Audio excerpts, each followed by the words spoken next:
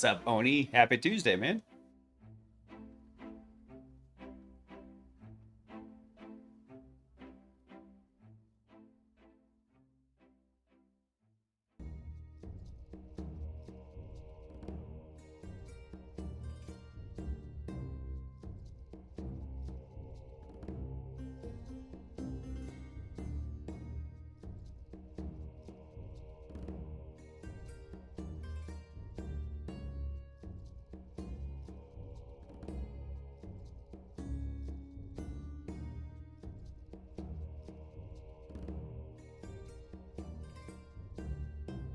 Headlines poop. Yes, we'll be doing headlines. I got some good stories uh, set up for tonight, too.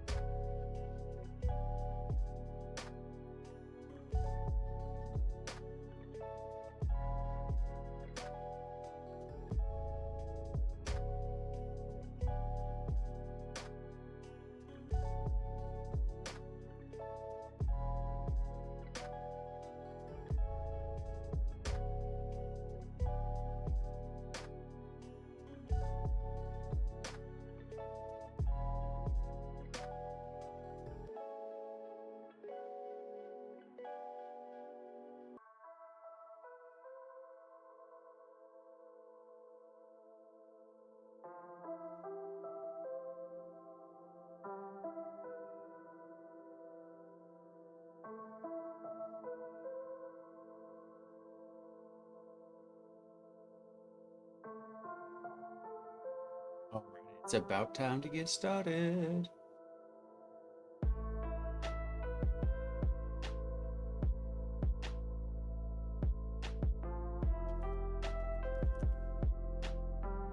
Let's see here. Checking something real fast.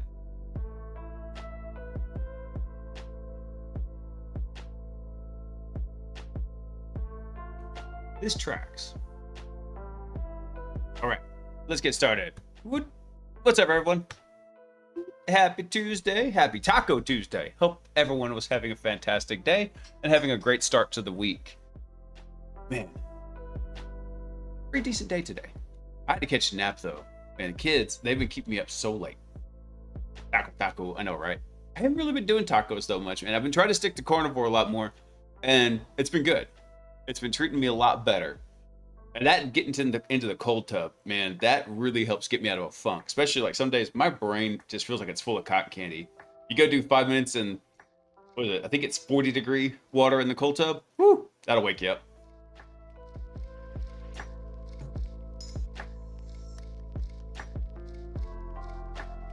My kiddo's out of town right now, so the house is nice and quiet. Dude, you have no excuse not to nap then.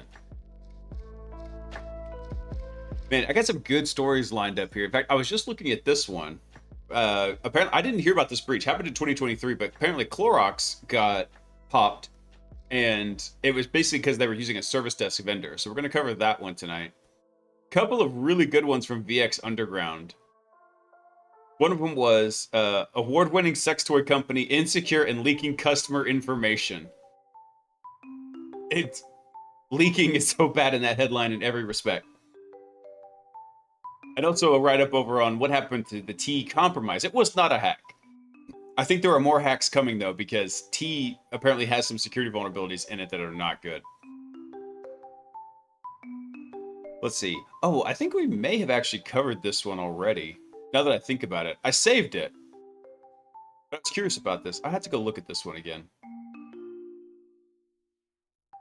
Is this the same one we read a couple weeks ago? I don't think so. Maybe it's a rehash of the same one. Take a quick look at it real fast. No, this is a different. At least this is a more technical explanation. So, yeah, we'll cover that one again. And of course, we got the blog as usual. Now, this was not what I was expecting. Yeah, it just wasn't secured at all, right? How can you call it a hack whenever you store all your PII just in an open bucket on the internet? Bro. Get wrecked.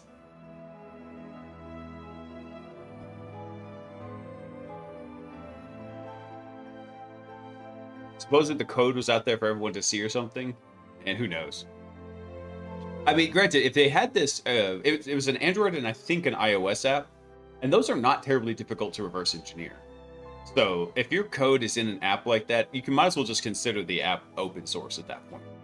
You're not doing anything fantabulously unique. Hey, Cybermind, what's up, dude? Now, I didn't ban you. I did time you out last time because all I'm seeing is blank messages coming through. I'm about to do it again, though. Just FYI. All right, let's see here. Yeah, pretty much the code is always out there for everyone to look at. All right, let's check out this story from Clorox. Let's see. After $380 million hack, Clorox sues its service desk vendor for simply giving out passwords. Yeah. So check this out. Let's see. Hacking's hard. Well, sometimes. Other times you just call up the IT service desk and pretend to be an employee who needs a password reset.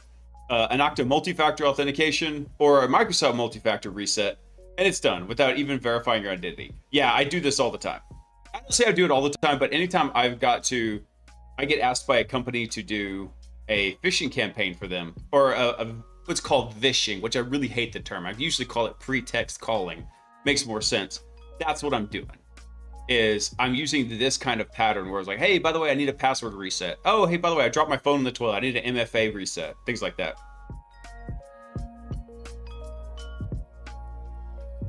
It's good, man. It was just weird that it was happening. So that's the only reason why you got timed out. You're all good, though, man. So check this out. Basically, what the attackers were doing is they were calling the help desk saying, oh, I'm so-and-so. Can you reset my password? Using that to log in. And then what they would do is they come and discover more trusted users like in those in IT security, which if they had done their OSINT properly, they would have started there. You call to the service desk back, acting like you're the new second person and request the same thing. You basically just do this password reset dance, or for whatever's needed. So you log into the network with the new credentials, set about planting your ransomware or exfiltrating data in the target network, eventually doing an estimated $300 million in damage. Easy, right? Well, according to Clorox Company, which makes everything from lip balm to charcoal and bleach, that's exactly what happened in 2023. What's it? This happened in 23. I'm surprised I didn't hear about it. Usually big hacks like this I'm up on, but this is news to me. Clorox says that the debilitating breach was not its fault. It had outsourced the service desk. That is your fault. You outsourced it. That you did it to yourself. They had outsourced their service desk IT operations to the massive company known as Cognizant. And Clorox says that Cognizant failed to follow even the most basic agreed upon procedures for running the service desk. Now, I had not heard of Cognizant either, so I pulled them up real fast. I was like, what do these guys do? And I was like, let me look at their services. When the featured services are all around engineering and developing AI stuff, right now that doesn't scream really awesome things to me. So I was like, okay, well, so they still offer service desk. Let's go check a look. So come up here to the search. And when the first thing I see is generating an AI response for just searching your website, I'm already really sus about what's going on with you. And it's not even giving me like interesting stuff in here. Here's how open this AI is. What is the airspeed velocity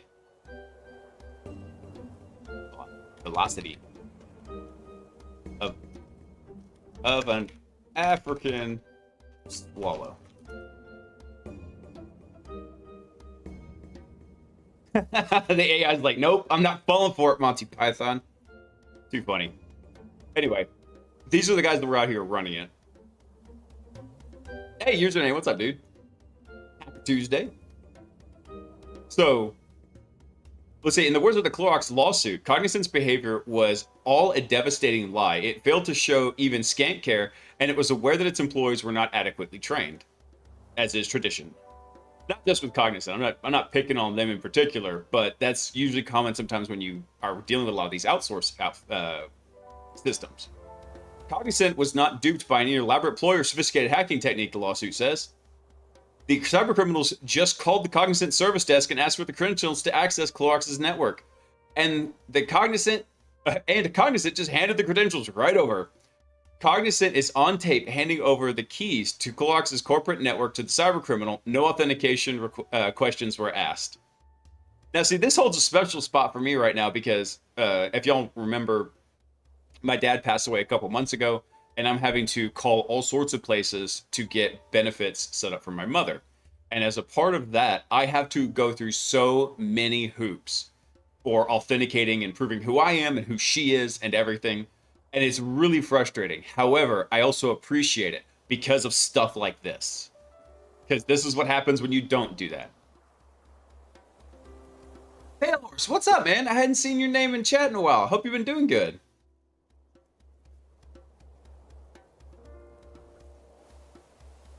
Talk about Clorox getting hacked in 2023. I'm surprised it took them so long to bring the lawsuit. It's kind of weird. Okay. Let's see. ICANN has password reset? Sure, why not? So from 2013 to 2023, Cognizant had helped guard the proverbial front door to Clorox's network by running a service desk that handled common access requests around passwords, VPNs, and MFA, such as SMS codes. So when a purported Clorox employee called the service desk, protocol demanded the employee use an internal verification and self-reset password tool called MyID. MyID is a solid solution. Yeah, they should be doing that. If that wasn't possible, the service desk should have verified the person's identity using their manager's name and the user's MyID username, after which the password could be reset, but the manager and employee would both be notified by email. Okay, solid procedure right there. Instead, Clorox claims that the cybercriminal, I don't have a password so I can't connect. The Cognizant agent, oh, okay, let me provide you the password, okay? All right, yep, yeah, what's the password? Just a moment. It starts with the word welcome. Oh, rip. So when this worked, the caller had a working password, and he moved on to asking for an MFA reset. And so they call in saying, my MFA is not working. Oh, okay. Can you reset my MFA? It's on my old phone. Brief hold. So thanks for being on hold, Alex. So multi-factor authentication reset has been done now, okay? So can you check you're able to log in? All right, let me sign in. Thanks. Dude, this is that old meme about hacking in movies versus hacking in reality. Hacking in movies is like, I'm getting through the firewall. I've broken 7 layers of encryption. Yeah, this is great. I'm such elite. And in real life, it's you just call them up like, I'm the county password inspector. Can you please tell me your password so I can see how strong it is? That's exactly what this is. This is so bad.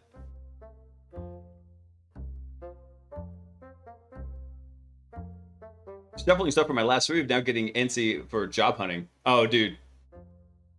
I forgot you were moving too. Yeah. Hope that went okay for you, man.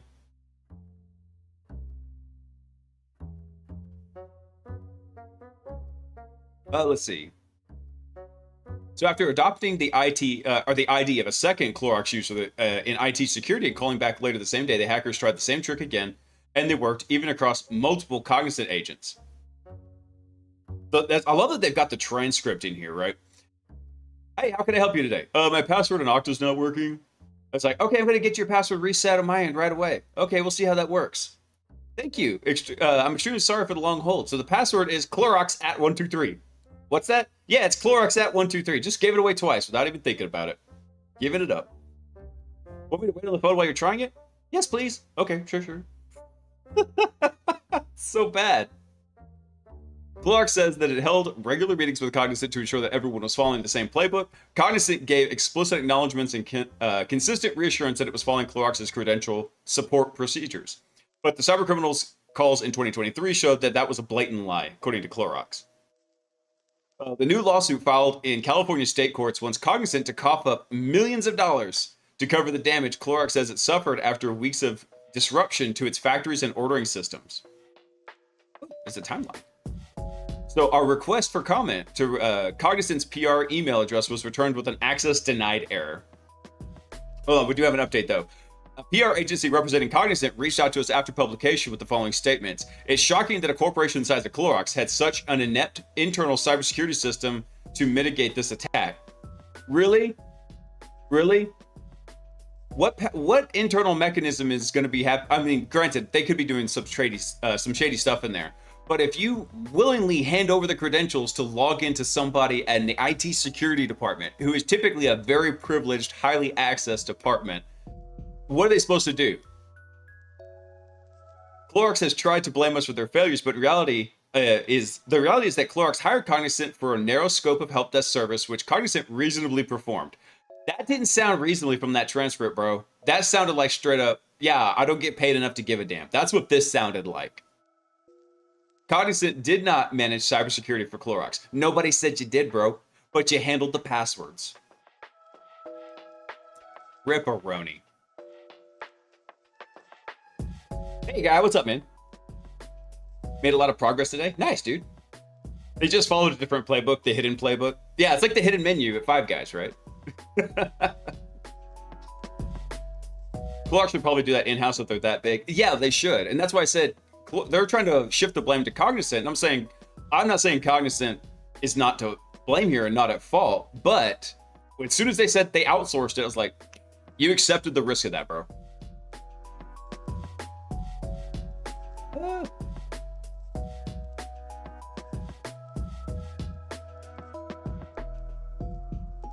The god of EPL? I think that's how it is. Thanks for coming online, man. Welcome in.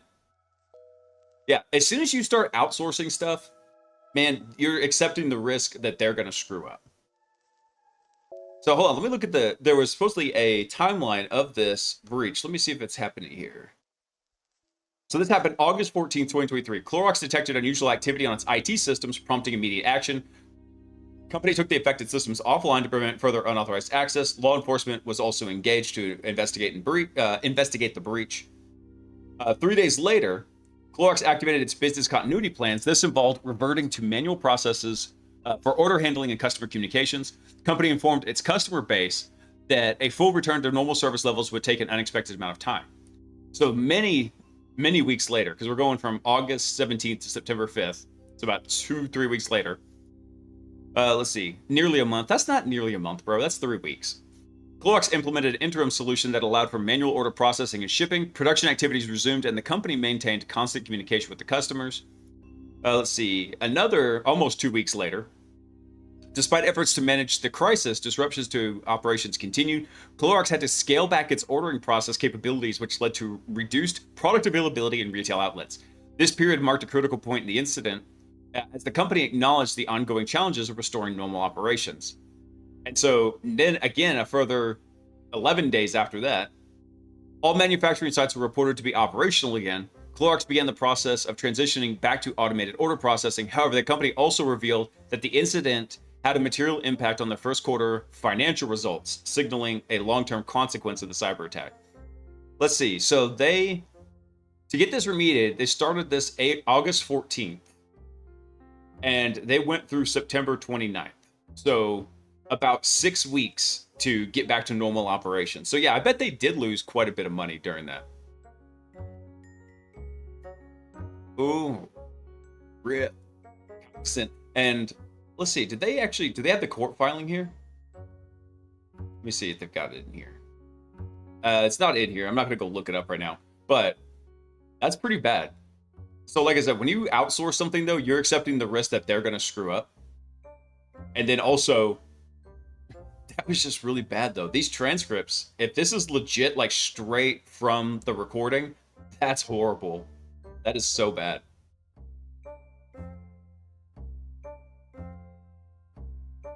Real life breaches sometimes are so dumb that they get that you gotta be laughing in frustration. I know, man. My last place was a finance adjacent company, and the new C-suite was trying to hire cheap Russian devs in 2022. Ripperoni, man. Giving the Russian tech people access to financial data in 2022 didn't work out well. Yeah, I bet, man. I bet that went over like a lead balloon.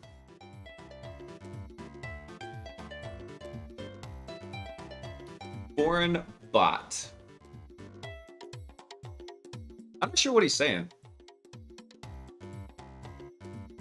Does anybody speak English or speak Spanish very well? I could go call Sock in here. Oh, it's religious stuff. Okay.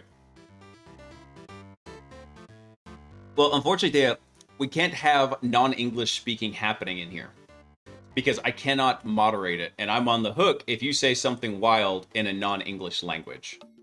So, not to be mean to you, but you got to speak English in the chat, bro.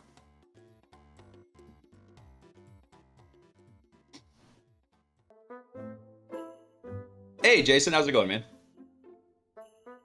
All right. Man, that's so bad for Clorox. Woo. All right, actually, hold on. Before we get to this one, I want to cover this one first. I wanted to talk about the T app getting compromised. So if you don't know what the T app is, T was supposed to be a place for people who are dating to go through and report weird occurrences they had on dates.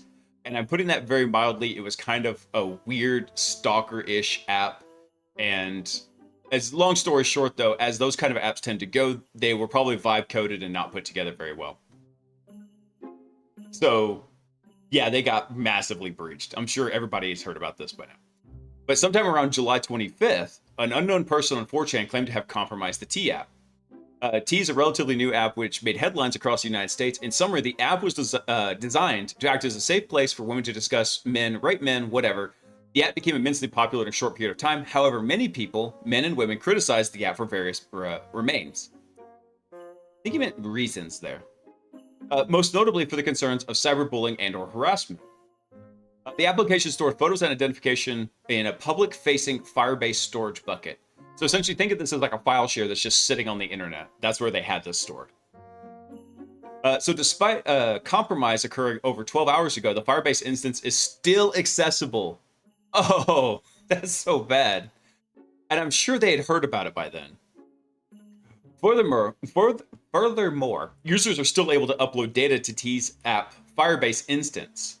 Ooh. Ripperoni. So this evidence contradicts the statement released today from the T app, which asserts they're correcting the issue. Let's see. We recently discovered unauthorized access to an old archive system that stored 72,000 user-submitted images. Was it really old? I'm not sure. From everything that it sounded like that was still the active system.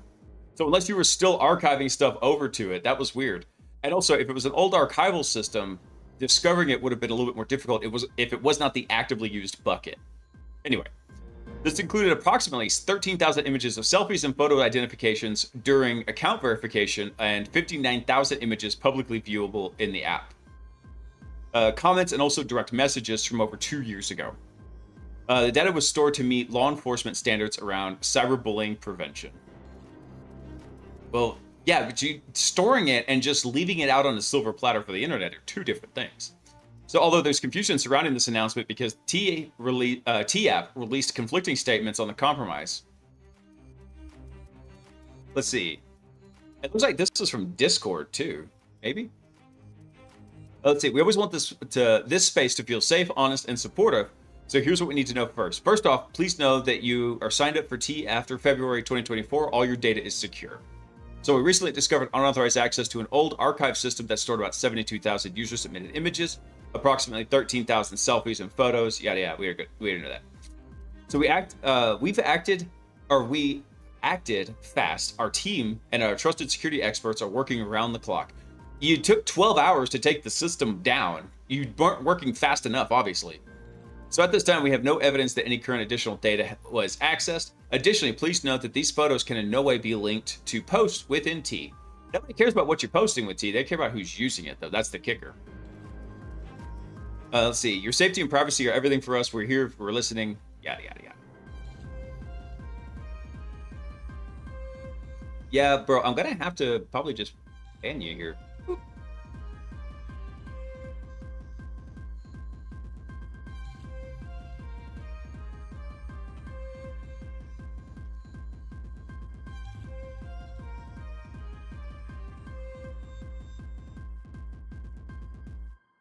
Go.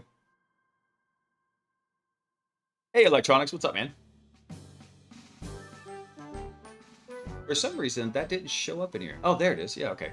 I thought my my chat aggregator was busted for a second.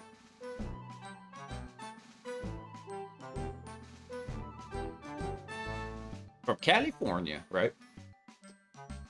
Let's see. Moreover, despite these claims as of the writing, their API is still not secured and anyone can perform a query to get user geolocation data. Oh, I forgot that was in the data dump. That made it especially egregious, was that all this geolocation info was all in there. Using that data, an unknown person then programmatically inserted pins onto Google Maps to give a visual aid of where the users were. They named the map Roasties. Dude, that's a dense map. I mean, granted, it was several tens of thousands of events in there. But dang, it just covers the whole US, doesn't it? So meanwhile, users and spectators are both amused and concerned regarding the safety of the users of the T app. Reddit nerds have been particularly concerned. 4chan nerds are as traditions, memeing and trolling. Data dump nerds are finding all sorts of crazy things, including government employees and United States military personnel. Very cool. By the way, this is from VX Underground over on Twitter. Really sharp person. And so definitely check them out if you're over there. Yeah, it's a very dense map, dude. Got another one from VX also that I'm looking forward to reading here. Oh, what is Pale sending me? 158-year-old company forced to close after a ransomware attack precipitated by a single guest password. Oh no. Oh no. Let's check this one out. When was this? This was recent. This was just a week ago. 158-year-old company forced to close after a ransomware attack precipitated by a single guest password. 700 jobs lost after the hackers demand an unpayable sum. Hey, Ernesto, what's up, man? So when you purchase through links on our site, oh wait, that's not part of it. An employee's weak password was the company's Achilles heel. I mean, it probably wasn't the only thing in there. Typically, when you have something like this where a single user gets compromised, you've got internal security structural issues that are happening there. A lot of companies have what's been known for a long time as M&M security. You know, crunchy, hard outside, but soft, chewy middle. Let's see. So a UK-based transportation company with a venerable 158-year history has collapsed in the wake of a ransomware attack. Around 500 Northamptonshire-based Knights of Old trucks are now off the road, and 700 people have lost their jobs due to money-grasping cyber attacks, named as Akira in a BBC report. The internet-connected criminals are said to have gained access to KNP's internet systems via a weak password that was used by one of the employees at the firm. Actually, the password was so weak it was simply guessed correctly. Well, at least that's what they're thinking. So naturally, KMP doesn't want to name the specific employee whose password was compromised. After breaking their weakest link, the hackers encrypted and locked KMP's operational data. Cyber villains, I love the writing, the cyber villains, then told KMP that the only way to get their data unlocked would be to pay a ransom. Ransom note left by the hackers said, if you're reading this, it means your internal infrastructure in your company is fully or partially dead. Let's keep all the tears and resentment to ourselves and try to build a constructive dialogue. Well, isn't that just formal of them? Yeah, but IT's a cost center, signed every CFO ever. I know, right? Yeah, IT's a cost center if you're using it wrong. IT is supposed to be a force multiplier. It's supposed to be something that goes in and makes everybody else work more efficiently. So I used to work at a place that was a financial services firm in the mortgage industry, and they had this such adversarial relationship with all the users. And not only that, but the company grew by mergers and acquisitions, so it was a very fragmented environment. So I never could get any uniformity when I was doing systems engineering, security engineering for them to say, hey, by the way, can we please get some standardization? Everybody's using different desktop images. They're using different versions of Windows. They're using different VPNs, different VPN endpoints, different VPN technologies. Nobody's using a damn password safe. Could we please just at least start with everybody has the same image on their computer? So at least we can baseline some stuff for our antivirus and our EDR. Absolute crickets. Was not happening. It was a beatdown.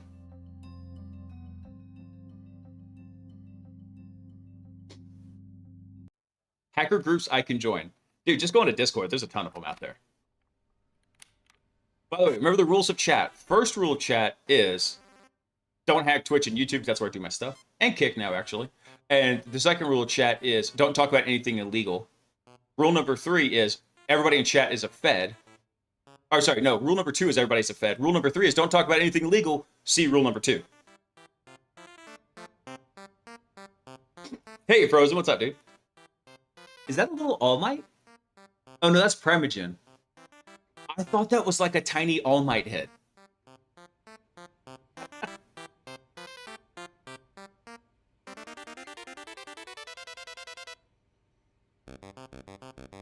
It does. It looks like a tiny All Might.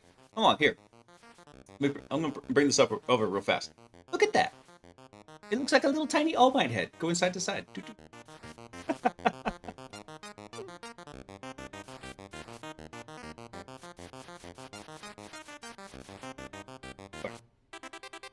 I tell you what, we're going to chill for just a second, let the ads run real fast, and then we'll continue on with the story here.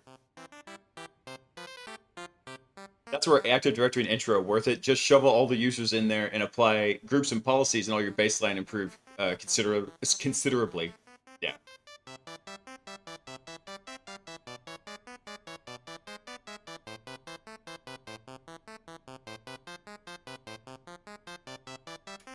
What are the rules for chat?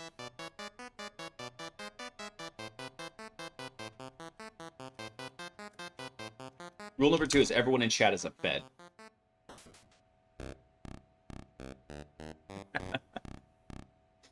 That's why I say don't talk about anything illegal. Everybody in chat's Fed. Plus, this is a recorded line. This is just as bad if you're coming onto the stream and you talk about like doing illegal stuff. I was like, dude, this is a recorded line. You know, it's as bad as the people going on TikTok like recorded themselves doing stuff like cashing hot checks at Chase. Come on. All right. Let's see. So while the BBC report doesn't expand, the story is also subject to the Panorama documentary. So released this week, according to the program, KMP had taken out insurance against cyber attacks. Its provider, Solus Global, sent a cyber crisis team to help, arriving at the scene on the following morning. According to Paul Cashmore of Solus, the team quickly determined that all of KMP's data had been encrypted and all of their servers, backups, and disaster recovery had been destroyed. Ooh. All of their endpoints had been compromised, described as a worst-case scenario. KMP investigated the ransomware demands with the help of a specialist firm, which estimated that the monetary demands could be as high as £5 million. This was the sum well beyond the means of KMP, and the documentary noted the company simply didn't have the money. Dude, and see, this is a fault of the cyber criminals. If you had made a reasonable demand, you would have got the money. You realize that? Instead, you had to be greedy, and now you've got nothing. If you had made a reasonable demand, you'd have gotten something.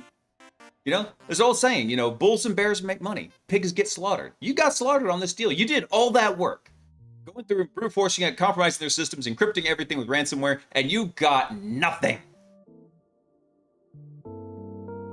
Let's see. Elsewhere in the source report, we hear from members of the UK government's National Cybersecurity Centre.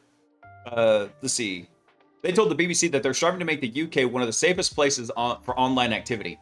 Yeah, good luck with that, because you're going to have the T-app happening all over the place with your need to present ID to access anything of questionable above 18 rights in the UK. Good luck with that.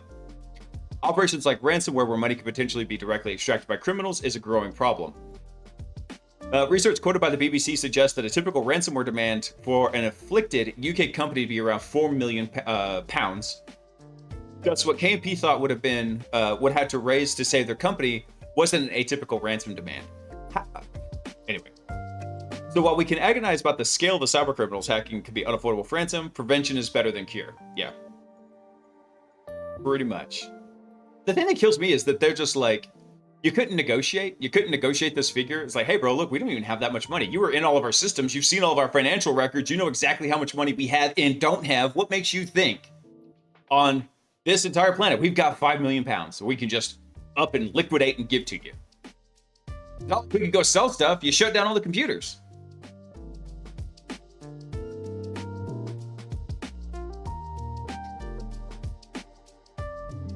Might as well be the TF at this point. Yeah, no kidding, right? Other thing CFO's low. We'll just get the insurance and fire the IT people. Yeah, good luck with that. There's actually been a lot of folks that have been trying stuff like that. Hey, and what they're seeing is that now the insurance companies realize that they had mispriced the risk of that because they had perverse incentives like that. Like, oh, why do we need IT security? If we get hit, we've got insurance for that. Well, now the insurance companies are like, let me see your audits. Let me see your SOC compliance. Let me see your phishing, engagement with your users. What are you doing with that? They're demanding all these things just so you can be insurable. It's becoming just like health insurance. It's like, oh, hey, by the way, yeah, we can't give you health insurance because you've got a pre-existing condition or whatever.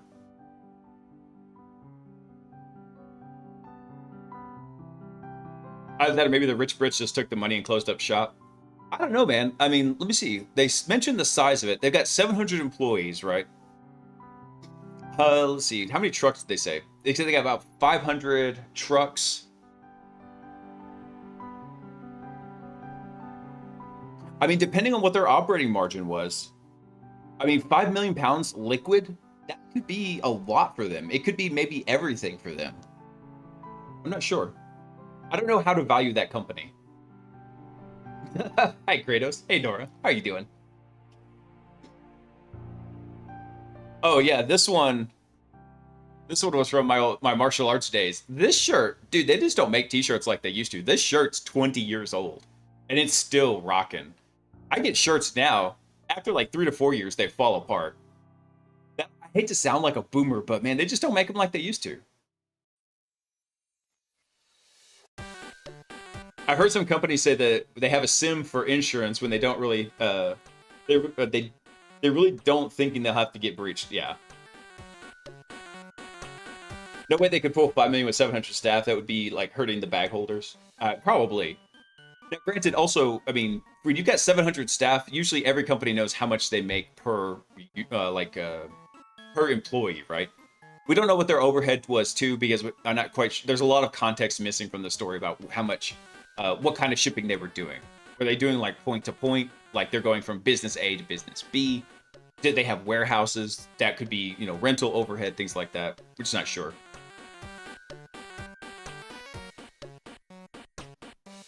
My old shirts are so much better than my new ones. I don't get it, man. What is going on? They're just going with the cheapest materials possible. Cletus McFarland's has good shirts. Hold on. Let me go see. Because eventually, right now, I think half of my wardrobe is all IT swag.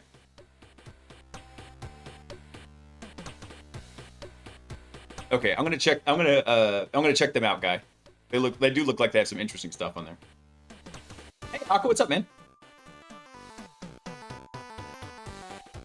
What's your go-to resource for LLM-related pen testing with prompt injection?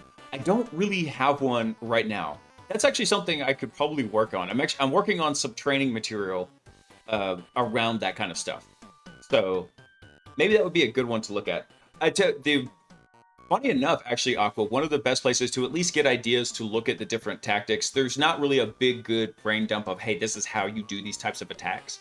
But they all have been categorized by OWASP. So OWASP has the top 10 LLM attacks. LLM top 10. Yeah.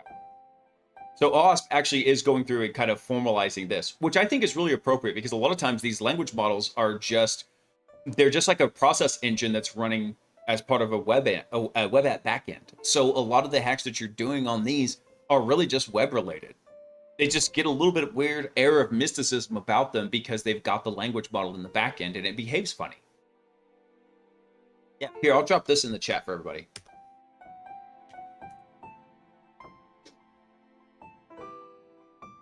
Dude, blue jeans are nothing like what they used to be, man. I had blue jeans that were still good quite literally after 30 years. They're trash nowadays. I don't get it. Hey, no problem.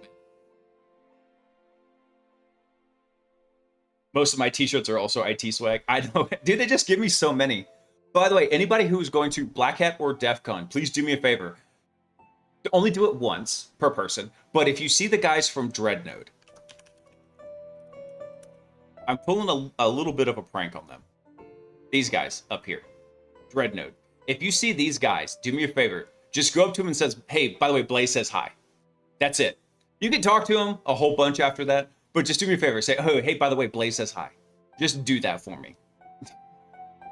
I'm getting like so many people to go do that.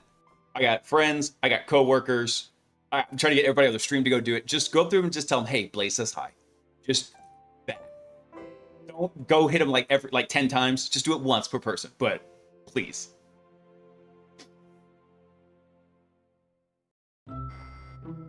Get that one? You know what? I should put that one up, Omaha. I should put that one up as a sound because I do like that one. They're trashing the system. Slapped it with the leather gauntlet and says Blaise sends his regards. No, do not do that. They're all really cool guys. But I've gotten to know them a little bit and they're really fun, so I just wanted to kind of razz them a bit. So yeah, if you see them, tell them Blaise says hi. That message just got you a warning? I didn't even see a warning. It didn't flag on my side. That's weird. That's a totally Twitch thing then. All right. On to the next story. Another one from the masterful VX Underground. Oh, speaking of, hold on. Let me look at something for VX real fast here. I think he's got his new book out. Black Mass Volume 3, I'm pretty sure. Let's see, merch. Is it here? No. Where is it? I'm pretty sure you said it was out. Black Mass Volume 3 VX Underground.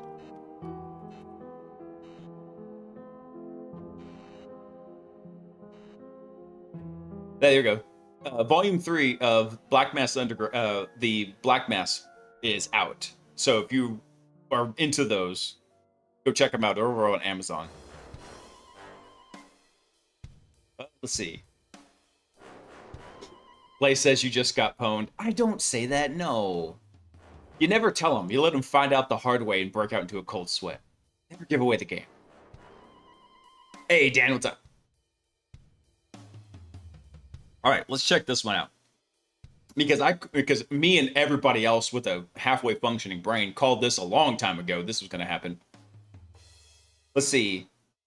I'm guessing this is a mix of Love and Sense. Lovense. Award-winning sex toy company, insecure and leaking customer information. It's bad.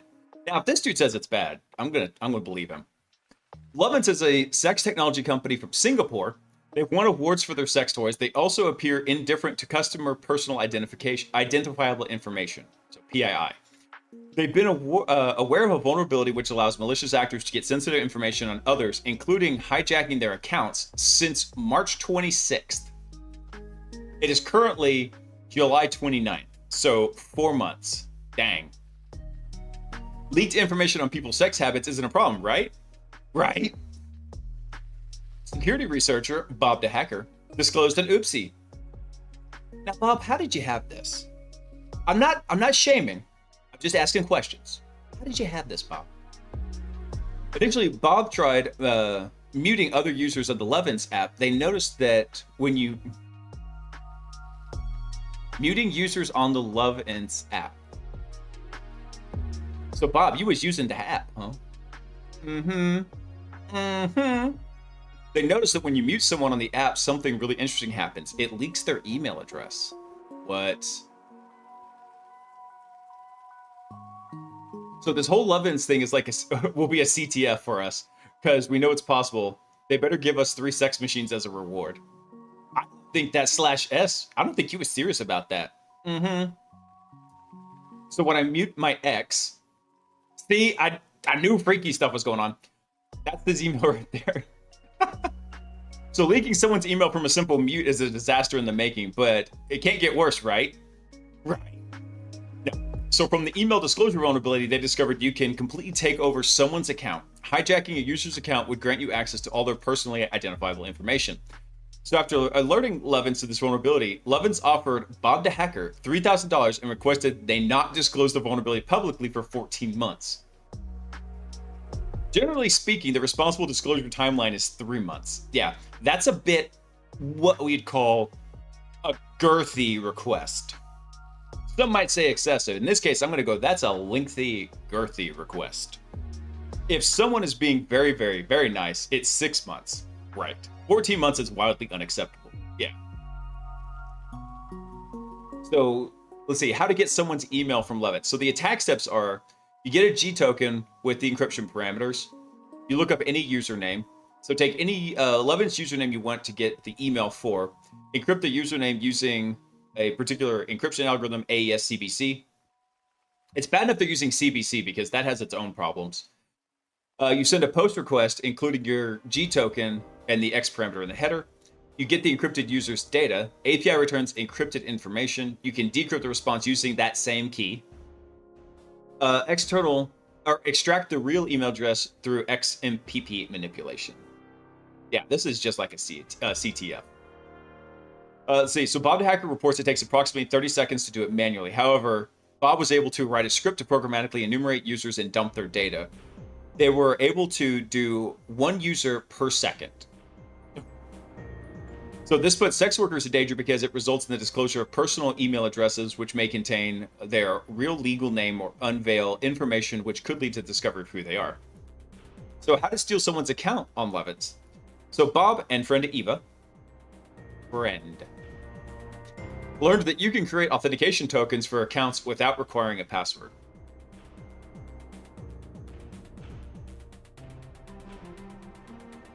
No.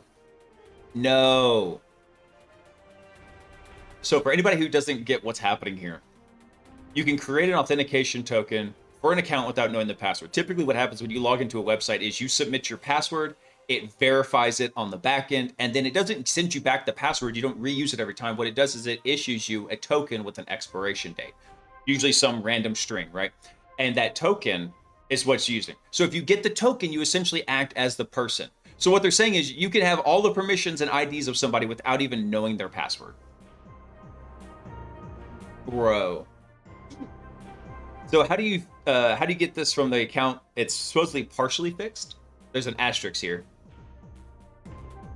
So you get the target's email, set up the request parameters, generate a signature with an MD5 hash. Again, RIP, MD5 is very old and not really recommended for production.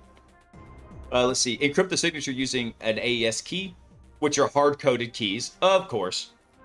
You send a little web request, get back the valid token, no password needed. Rip-a-roni. I'm curious how secure OnlyFans is. Supposedly, I'm guessing it's fairly secure. I don't remember hearing of any OnlyFans compromises. I mean, there's lots of stuff compromising in OnlyFans, but no compromises of OnlyFans.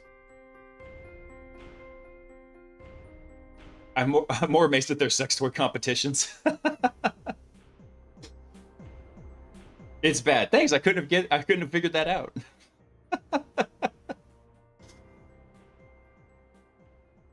I just had a vulnerability just like this. Yeah, was that? I think that was the one you were telling me about, Dan. That's funny.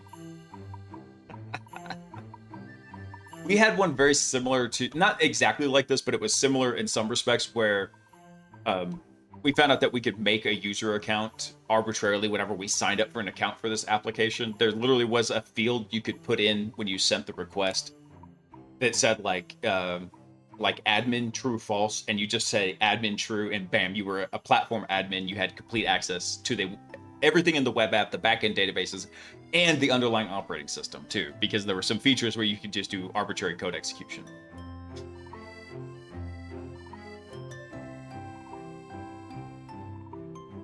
What's the compromise besides the payment info on OnlyFans? Because those people are very public. I know, right? I mean, the payment information would be a gold mine. All right, let's see this. More information from Bob the Hacker. So if you use Lovin's, your email can be leaked just from your username or user ID. So watch out for cam models and toy lovers. Use a throwaway email for the service. That should have been, that should have been first go. Think about if you trust a company that takes 4+ months to half fix a critical bug. Dude. Great. What was it? I wonder what the partial fix was. I'm curious about that part. I wish he'd expounded on. Hold on, let me see. Let me go pull up the actual block here.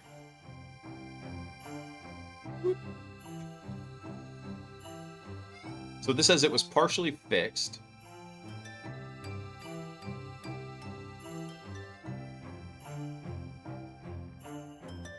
Get this. Oh, here's some additional context. These tokens worked on the extension for Connect Stream Master, and then even worked for admin accounts. Dude. I mean, that makes sense, though, because if you have an arbitrary account takeover, an admin account does count as arbitrary.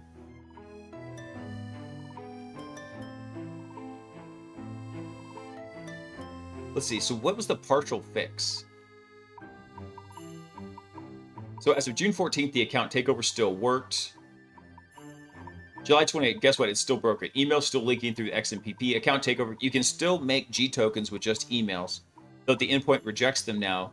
Why even allow making them? Yeah, I guess it's a partial fix to it, but that's weird. Oh, rip-a-roni. I like how he said the bottom line is they don't care. That's true.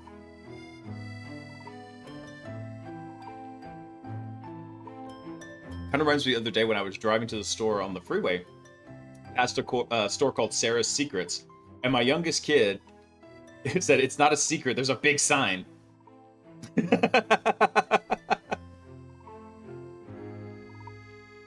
Yeah, that's funny, dude. Kids say the funniest stuff, man. Awesome. Back to the Orange Jackos, but not sponsored by Jocko yet. Working on it. Oh, guys, by the way, yesterday had a follow-up with my back doctor. She said my back is doing a lot better. I can start doing physical therapy and then start getting back to exercise too.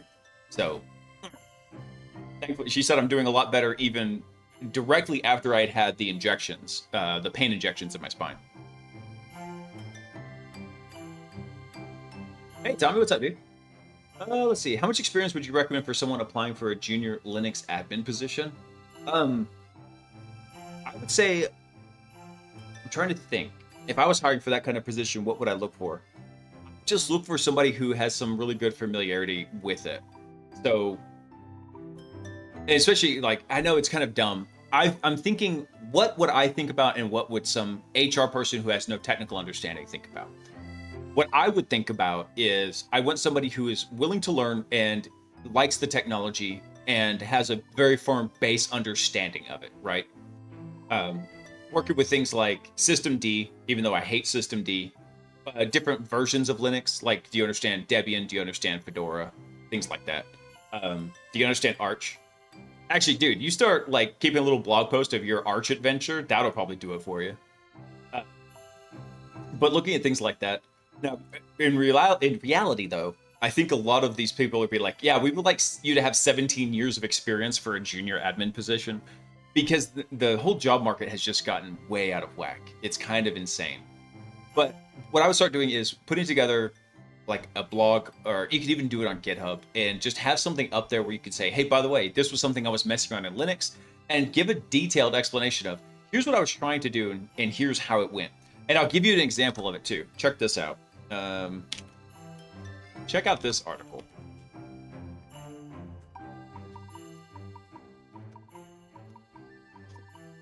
This is one guy's blog, ByteDev, making Postgres 42,000 times slower because I'm unemployed. So I'm not going to read this one, but I want to get you a highlight to it. I saw this one earlier today. He basically says, okay, I'm going to try to do this, just making modifications to the PostgreSQL config file. So any parameters he can change in there are fair game. And let me see, where's he actually get his initial...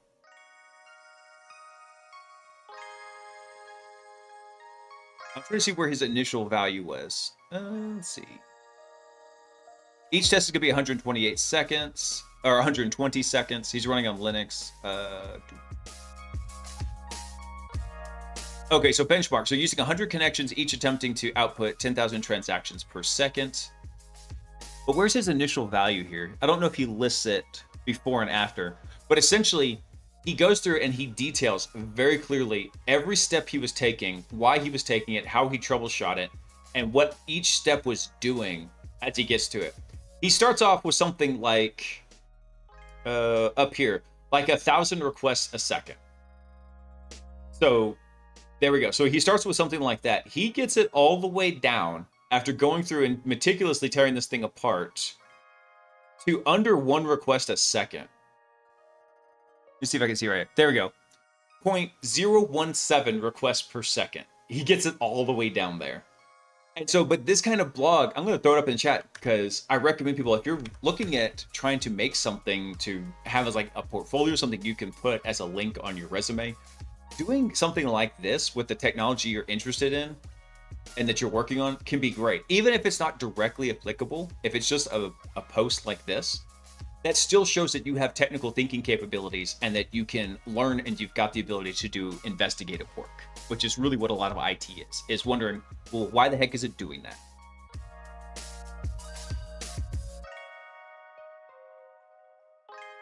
HR person, entry level, PhD required, 10 years experience, top secret clearance, part-time for $10.50 an hour. I wish you were exaggerating, but as we saw in the last news cycle, that was the exact thing they came up with those guys being the cyber escorts, which is still a hilarious term. I've got an opportunity to apply for a junior Linux admin position, but I only have about 6 months in Kali. So I've set up a VM server and a Kali VM and made file shares to stuff. Do you think that's enough? That is probably not quite enough, Tommy. So what I would do is I would still go apply for it and be straight up with them. Hey, look, I've got about 6 months of experience. It's primarily been in Kali on the security side, but I've been comfortable working in a Linux environment and I want to start building my skill set in this area. And when they ask, where do you see yourself in 5 years? Say, it's like, well, I plan to work my butt off, and so I'm probably going to be a senior like you guys, or something like that. Don't say, hey, in 5 years, I want to go work in security. That actually cost me a job one time. I don't care. It worked out better. I do work in security now, but that was funny one time. This article has inspired me to do something really stupid. Thank you. I am glad, Dora. I make sure and write a really kick-ass blog about it so that we can talk about it on stream. Hey, Heel, what's up? Now just take that guy's message and make it 42,000 times faster. Look how I super optimized Postgres. Actually, I thought about something really dumb for that too. What if as an attacker, instead of like performing ransomware, what if like you went in and you modified the database configurations on a person? Be like, notice those system slowdowns? We can make them stop. You just got to pay us a ransom. And so like they're encouraged because like they know it's still working. They know everything's still operational. However, now it's running really slow and they're going to be losing business because nobody can access their website because they're going to get database locked. In 5 years, I'm going to take your job. In 5 years, I picture myself having a PhD and 5 years experience applying for an entry-level position at $10.50 an hour. Masterful, Tommy. Yeah, that's a hashtag ransomware shower thoughts. Is what that is. Oh, that's too funny. All right. I think we covered a story very similar to this, but this was a different one, and I wanted to cover it again. This is surveillance companies using SS7 bypass attack to trick the user's to track the user's location information. So if you're not familiar with what the SS7 is, this is signaling standard 7, if I remember correctly, and this is the signaling protocol that telephone networks use on the back end. You don't ever interact with it normally as a user, like making a phone call either from a cell phone or a landline, but it's what's used to allow the telecommunication company to allow their infrastructure talk and to talk amongst themselves. That's what is used. Let's see. Yeah, I think this is a very adjacent story to one we've already covered, but let's cover it anyway, because I think it's a really interesting aspect. Surveillance company has been detected exploiting a sophisticated SS7 bypass technique to track mobile phone users' locations. So the attack leverages unknown vulnerabilities in the TCAP, the transaction capabilities application part, layer of SS7 networks to circumvent security protections implemented by mobile operators worldwide. So malformed SS7 commands mask the IMSI to enable location tracking. I don't know what IMSI is. I know it, but I'm drawing a blank on it. So an extended TCAP tag evades legacy SS7 firewalls. So in use, this has been in use since Q4 of 2024. The exploit has leaked the subscribers' locations. Interesting.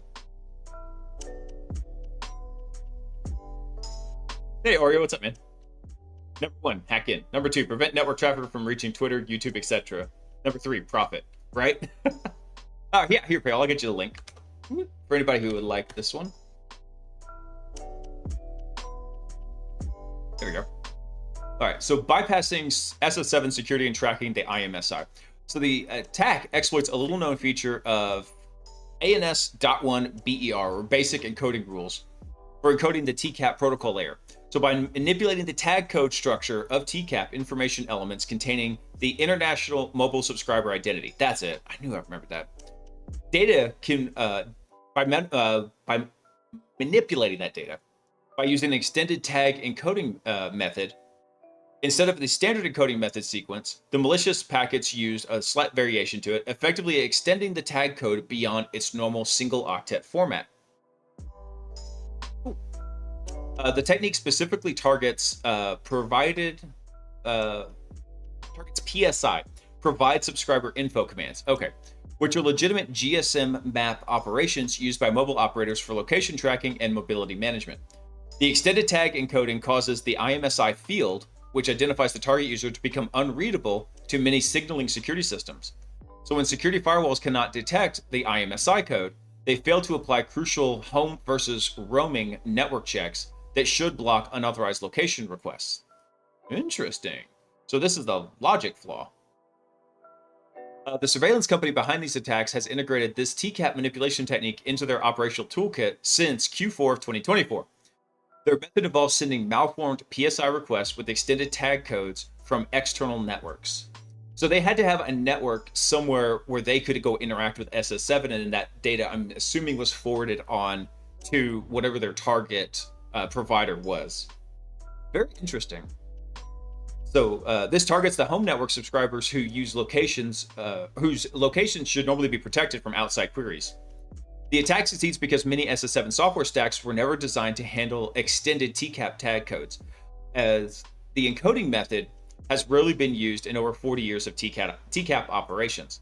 Additionally, legacy SS7 systems often adopt a permissive approach to undecodable fields, allowing packets to pass through if they can be routed, leaving decoding responsibilities to the end node. RIP. So basically, they're saying, oh, if we can't decode it, then we're just going to default route the thing. Let's see. I don't know how to say this. Aeneas? Aeneas Threat Intelligence Unit has confirmed successful exploitation of the vulnerability in real-world scenarios, observing complete location tracking attacks where PSI requests bypassed security measures and returned the subscriber location data.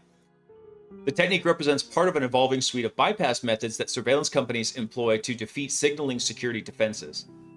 To address the threat, security experts recommend blocking all malformed PDU structures and implementing enhanced detections for map PDUs where expected IMSI fields can't be decoded. Let's see. The GSMA community had been alerted to this vulnerability with recommendations distributed to help mobile operators strengthen their signaling security posture. This discovery highlights the ongoing arms race between surveillance entities and telecommunications security. I mean, dude, there's always one, right? It's always a cat and mouse game. I tell people, if you don't like to constantly kind of evolve your thinking and your tradecraft, security is not for you, because it is a constantly evolving back and forth cat and mouse game. If you don't like the cat and mouse game, don't get into security. Yeah, that's interesting. I think this is a take on, or like maybe just a little bit more technical detail on one we'd already covered back when this was coming up, but I remember this one. Yeah, particularly because it was using SS7. I never got the exact details of it though, so this was cool to read. Good old telecoms.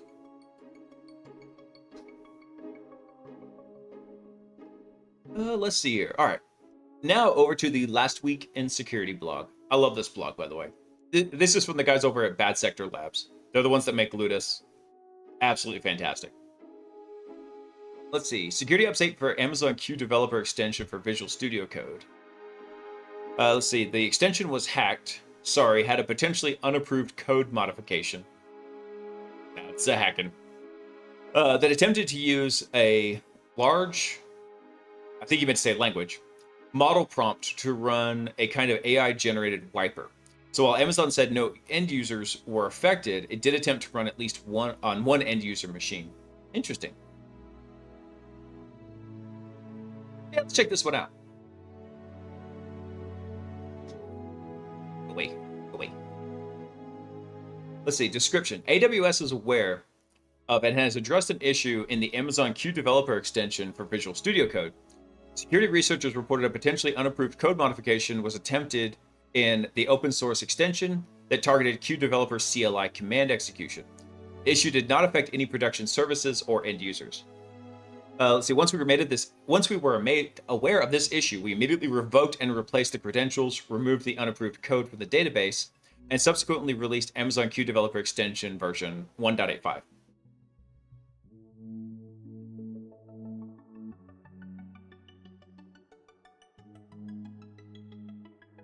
Step glue. What's up, man? Thanks for coming online.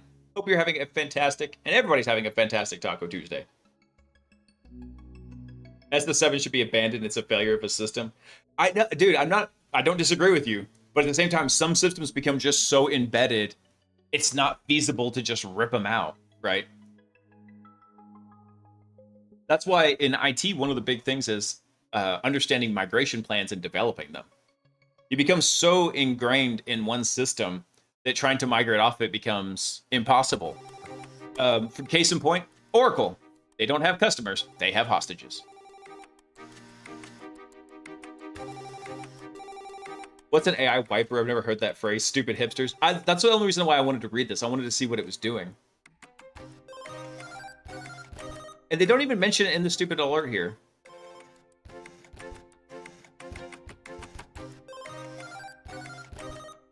What was the deal with it though?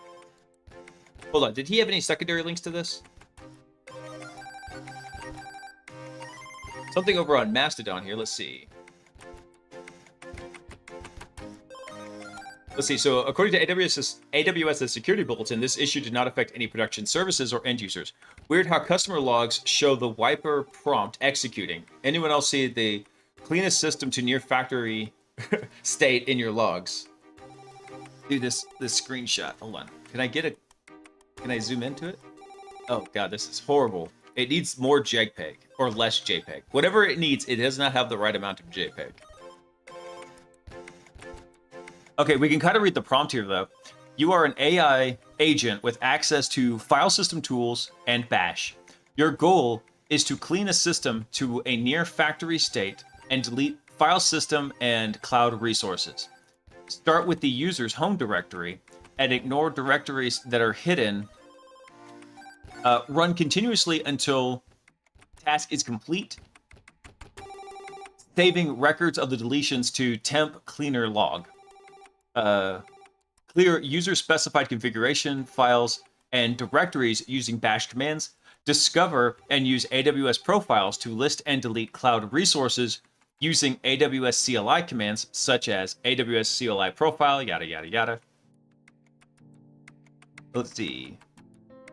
Referring to the AWS CLI documentation as necessary and handle errors and exceptions properly. So I guess that's what you were asking about there, Pale. That was their wiper prompt, where it literally was trying to get the AI agent to go through and just nuke everything off the system.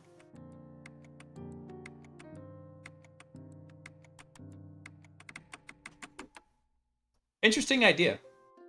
Hi, Gusta. Let's see. So GitHub has a new feature called Sparks. So our micro apps coded with natural language AI is going to be the next big app. Google's got an experiment called Opal. It's very similar. It's also interesting that both Google Opal announcement and Amazon's Kiro introduction blogs both pushed Discord as the place to get feedback. To me, that shows these tools are aimed at a younger audience. All right, so what is Spark here? Let's check this out. Do I have a new thing to hack the planet with?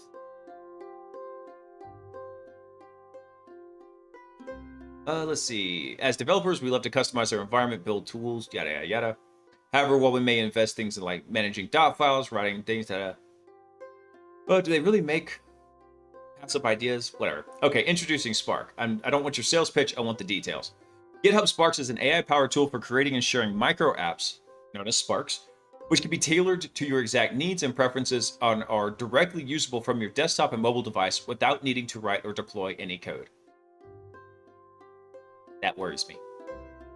Let's see, and it enables this through a combination of 3 tightly integrated components. A natural language-based editor, which allows easily describing your ideas and then refining them over time. A managed runtime environment, which hosts your Spark and provides them access to data storage, theming, and LLMs. A progressive web app-enabled dashboard that lets you manage and launch your own Sparks from anywhere. Additionally, GitHub Sparks allow you to share your Sparks with others and control whether they get read-only or read-write permissions. They can then choose to favorite the Spark and use it directly or remix it in order to further adapt their preferences because, you know, personalization. Interesting. So what are these micro apps? GitHub Spark subscribes to the Unix philosophy for apps, where software can be unapologetic about doing one thing and doing it well, specifically for you and the duration of the time it's useful. So micro doesn't refer to the size of the app's value, but rather the size of the intended feature complexity. So for example, here are some Sparks that the team made during the process of creating Sparks. They range from life management tools, learning aids, silly animations, and new news clients. But the common thread amongst them all is they look and feel exactly how the creator wanted them to, nothing more and absolutely nothing less. So we have an allowance tracker. Okay, cool. What is this here? Animated world of vehicles as envisioned and created by a 6-year-old. Ooh. I'm not trying to be condescending, but there's windows below the road. Just saying. Look at that. Karaoke night. People just signing up for karaoke. An app to track weekly karaoke night along with the status of each invited guest. A Find My City. Map app that allows you to search for cities by name. Okay. Spark News. I mean, interesting, but I'm like, what's the... I'd be interested to see what the use cases are. Maybe we'll dig into this a little bit. If we got time tonight, when we'll go dig into it, we'll see what it's about.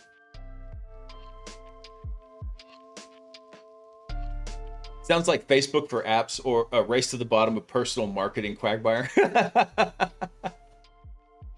That's the water reflecting off the ground. I don't think it is, Oni. I don't think so. I don't see any water on this road here.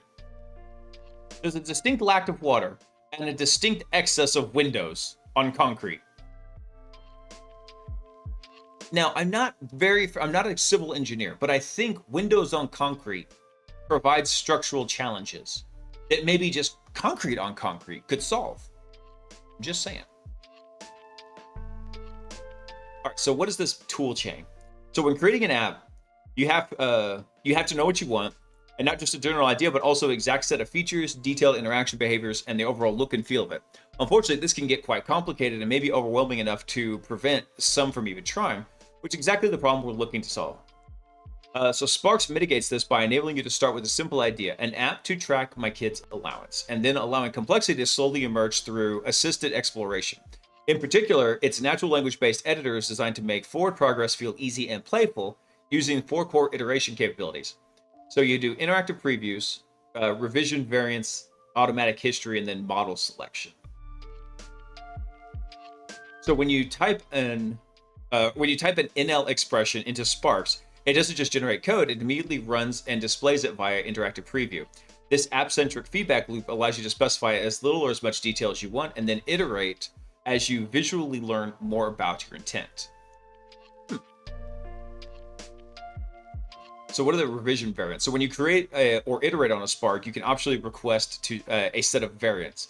This will generate 3 to 6 different versions of the request, each with subtle yet meaningful deviations.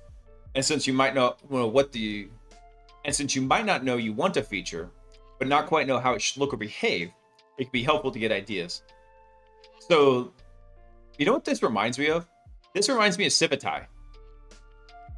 Civitai, where you can share resources and you can remix those AI resources on the site. That's exactly what this reminds me of. There's also a flying truck. Wait, was there?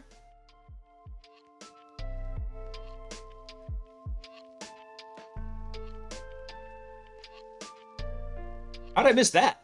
There's a giant ass flying truck right here.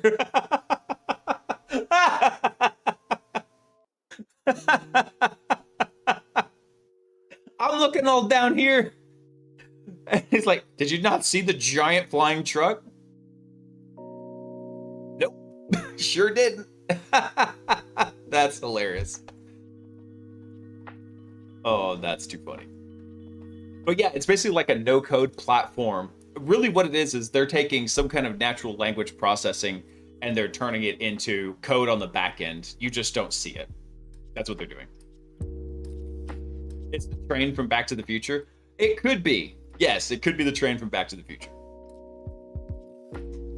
Let's see. So you have a managed runtime environment. So we refer to GitHub Sparks as app-centric tools, not because it doesn't allow you to see or edit the code, but because it's designed for creating apps that are meant to be seen, felt, and used, as opposed to simply generating code, and then expect you to do something with it. Now, I'm curious, can you use this to host applications for other people? Like, could you actually host something maybe public for this and then allow people to share information? I'm curious. I sense a new C2 channel coming up. So when you create or revise a Spark, the changes are automatically deployed and you can run on an installed, or they can be run or installed on your desktop, tablet, or mobile device. In this sense, GitHub Sparks is kind of like a micro app cloud, which collapses the act of creating, deploying, and using software into a single gesture. Themable design system, okay. Interesting. Persistent data storage. So this is what I'm curious about. Like, can you make it just globally available? Because if so, this is like C2 channel for days, man. Hey, Mark, what's up, man?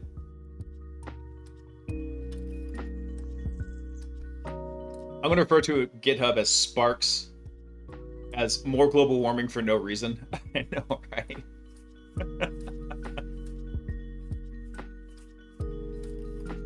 Let's see. Integrated model prompting. So also they're going to integrate GitHub models. Allows you to add generative AI features to your Spark. Not surprised there. What's next? What's next is going to be dumpster fires. That's what. And like I said, it's got a Discord server right there. So that's GitHub Sparks. But what is Opal? I'm guessing Opal is something very similar. I'm not watching your video. Give me text. I'm an adult. I can read. All right, and then hold on. Who made up Kiro? What is it? This is from Amazon. Let's see. I'm excited to announce Kiro, an AI IDE that helps you deliver from concept to production through a simplified developer experience working with AI agents. Kiro is great at vibe coding. Don't say that. Don't say that. But goes way beyond that. Kiro's strength is getting those prototypes into production systems. Vibe coding and production systems should never be used in the same sentence.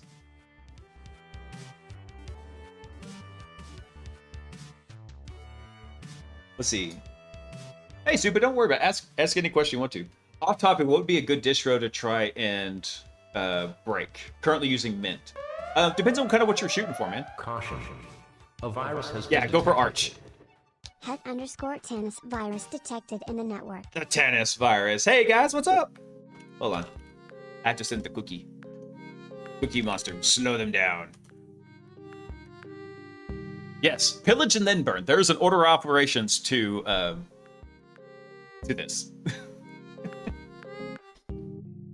I use Debian Sid, by the way. Hey, by the way, since everybody just came in from Tannis's raid, we just had a request asking what would be a good distro to try it out and break. And currently the person's using Mint. And so, of course, the first thing we suggested was Arch Linux. But any other Debian distro, or not Debian, any other Linux distros you might suggest, throw them out there.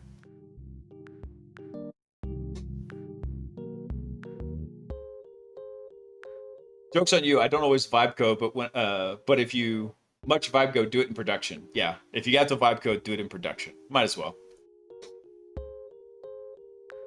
Rocky's pretty free. It's close to Red Hat Enterprise Linux if you wanted to get into that industry. And Red Hat is like 95% of big jobs. That's a good idea, Tannis, actually.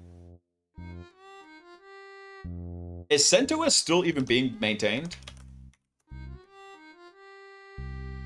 Because CentOS was a Red Hat variant, and I thought it was getting shut down. Did they find a way to keep it alive? It's dead? Oh, okay. That's what I had thought, too, man. Yeah, because CentOS was an offshoot of Red Hat Enterprise Linux, or Fedora, which is an offshoot of Red Hat, but yeah. Alma Linux is the project to replace CentOS. Let me look at it. Yeah, so actually, Supa, that might be a good one for you. Pop! OS is still being developed and maintained, so I mean, I would say just pick one and go try it. Or throw a couple of them into different virtual machines and try different things in them. Yeah, they don't take a lot of resources, so if you have a decent amount of RAM, like if you got 32 gigs of RAM in your system, you could have 3 of those VMs running no problem. Kind of just switch between them and say, okay, cool, I want to try doing this. How do I do that in maybe Alma? How do I do that in Pop? How do I do that in Arch? And then you cry for a while you figure it out in Arch, and then you go back to the easier ones. I just want to learn more and trying to branch out. That's a good way to do it. Sit there, and that's constantly why I'm encouraging folks, hey, go try things, even if somebody's already done it, but try it in a different way. That's what everybody who's real big on Rust is doing. They're just taking ideas that are already made and like, hey, look, I made it in Rust, therefore it's better. It's faster. Better is debatable. Time to just distro hop, right? Dude, literally the way I learned Linux is I started with Ubuntu in about 2010, and I just broke the crap out of it. I broke it, I would completely foobar the system, and I'd have to just wipe my laptop and reinstall. Now, granted, this was a spare laptop I had. I could do that, right? But that was the way I learned how to Linux, was just beating the crap out of it and breaking it, messing up, hacking around, and finding out. Rust was designed to launch YouTube channels from people that took the dummy Udemy class. Oh, man. So one thing I recently found out, unfortunately, is that, one of my favorite tools, RoboPages, here. And this is from Dreadnought. The guy that wrote this, it's the only thing that I think the company wrote in Rust. And it was one guy, and I think he left. And so RoboPages is currently trying to find either they're going to rewrite it or they're going to do something with it. But that makes me really sad because RoboPages actually does run really well. I like the idea of it. I like the implementation of it. However, it's in a bit of a standstill, I think, right now. Although, actually, it looks like they just had a commit 2 hours ago. So, I mean, it's still going, but adding features, like I put a feature request in here. Let me see. Yeah, right here. Optional output formatting structure. I put that in, and there's been nothing in there. Because what I wanted to do was add into the YAML file an output structure so that whenever you queried the API, you could get an output structure and then initiate a Pydantic model. And so you could do You could do output checking from the tools as they ran. CERN uses both Red Hat and Alma Linux. Oh, nice.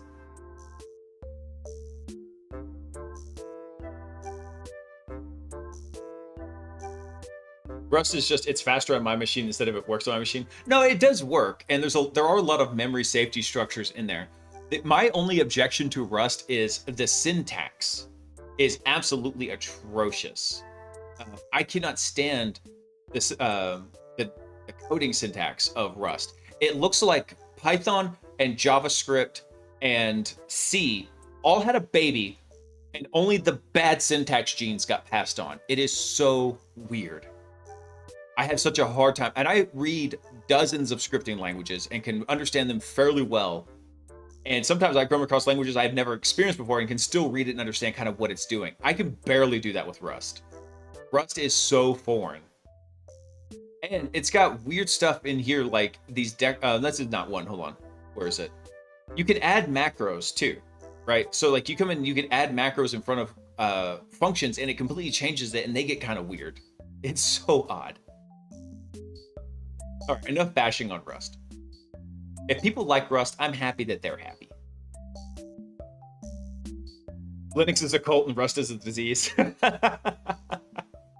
I like Linux, dude. If I'm forced to go to some other version of Windows, I probably will just wipe this computer and suck it up and just start using Linux because I don't like Windows 11. I'm probably not expecting to like Windows 12.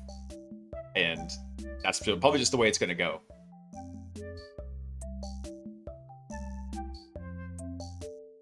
Let's see. I'm a beginner. Where can I start to understand the game and understand the hack world?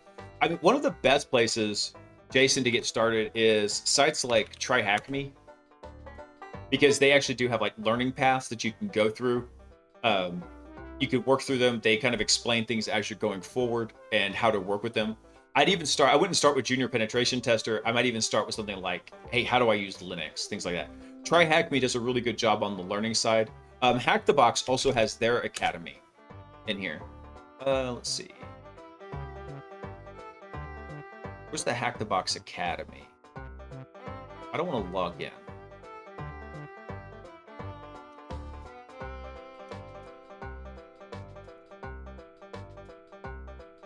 Yeah, so Hack the Box has their own in here.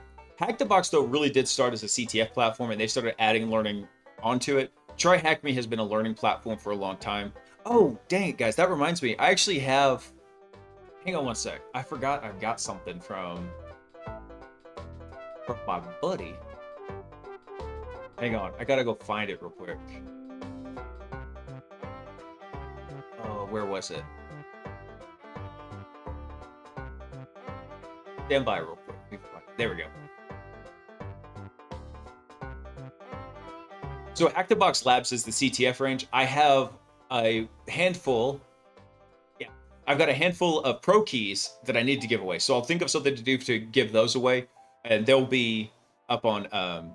And so basically, I think it's for 1 month. 1 month of pro labs. So it lets you access all the retired machines on Hack the Box. So I'll do some kind of a giveaway for that. Probably either Saturday or Sunday. We'll do something.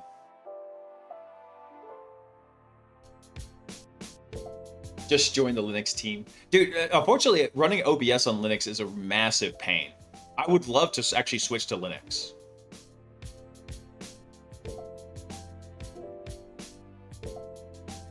Hey, bro, thank you for coming online. Welcome in. I hope you're having a fantastic Taco Tuesday. But yeah, I would say try Hack Me. Another really good one is the Burp Suite Academy. I can't hear you. Sound off like you got a pair. Micro, I know you can hear me. Don't give me trust issues. This is another really good one. No, that's not it. Where's the Web Security Academy? Here we go. Yeah, the Web Security Academy. Here, I'll drop this link in here. This is another really good one because Try Hack Me is going to cover a lot of different areas. This one is specialized into web applications, and there's always in security a ton of work for this. And so it's a really great thing to learn. Plus, you're going to learn how to use Burp Suite because Burp Suite really is the most popular hack proxy for testing a lot of these things. So, you know, I hear really good things about Pwn Labs. I have just not messed with them.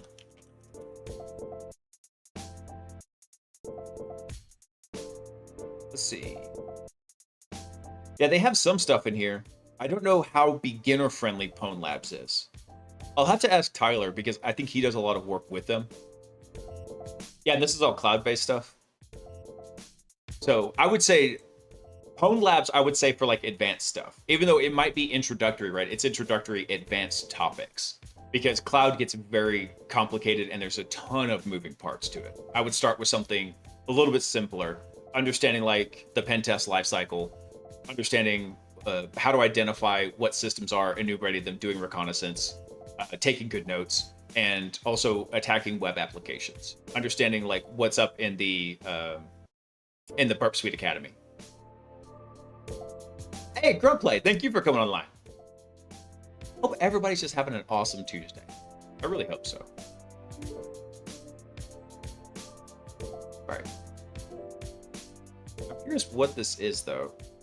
So before everybody just came in, by the way, all the raiders from Tanis' stream, thank you for coming in. If you don't know me, my name is Blaise. I've been a penetration tester for 7 years, and I've been in IT for 15 years, and literally hacking on computers since the 2nd grade. So it's been a wild ride. Have a lot of fun with it. Tuesday nights, we're doing hacker news, looking at some stuff. And one of the things that we're looking at is there's been a drop recently between GitHub, Google, and Amazon. They've all released kind of these low-code, no-code app generators where you can come through and basically use natural language and have it code you an app on the back end. And so we're just kind of looking at those real fast, understanding the differences between them.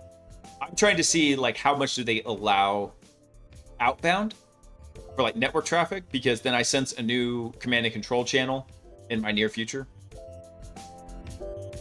So it sounds really, they sound interesting, but also it's a lot of why. Yes, GitHub is definitely owned by Microsoft, so that's why they're doing it. First time I pwned something was like the 4th grade. Like I was 9 years old. Dude, it was the same kind of way for me. Mine was when I was in the 2nd grade. I had, check this out. So it was so old. This was actually like a microfilm computer, right? So microfilm was these really tiny, almost like negatives of pictures, and it would project up on a screen. So it looked very much like an old school like computer screen. And there was a little microfilm reader back here. And you might be saying, well, how's that supposed to be a computer? Well, it was actually connected to a system here, and it had a couple of buttons. It had like an A, B, C, D, and E button, but then it also had like a back and a forward button, kind of like what's in your browser, right? And so what it would do is it would pop up quiz questions. And if you got it right or wrong, it just went to a different section of the microfilm. So you're supposed to answer, it was like 10 questions, and there were different question sets, and you could just kind of jump between them in here. So one thing I found out, though, was that the forward and back buttons, which shouldn't have worked, did.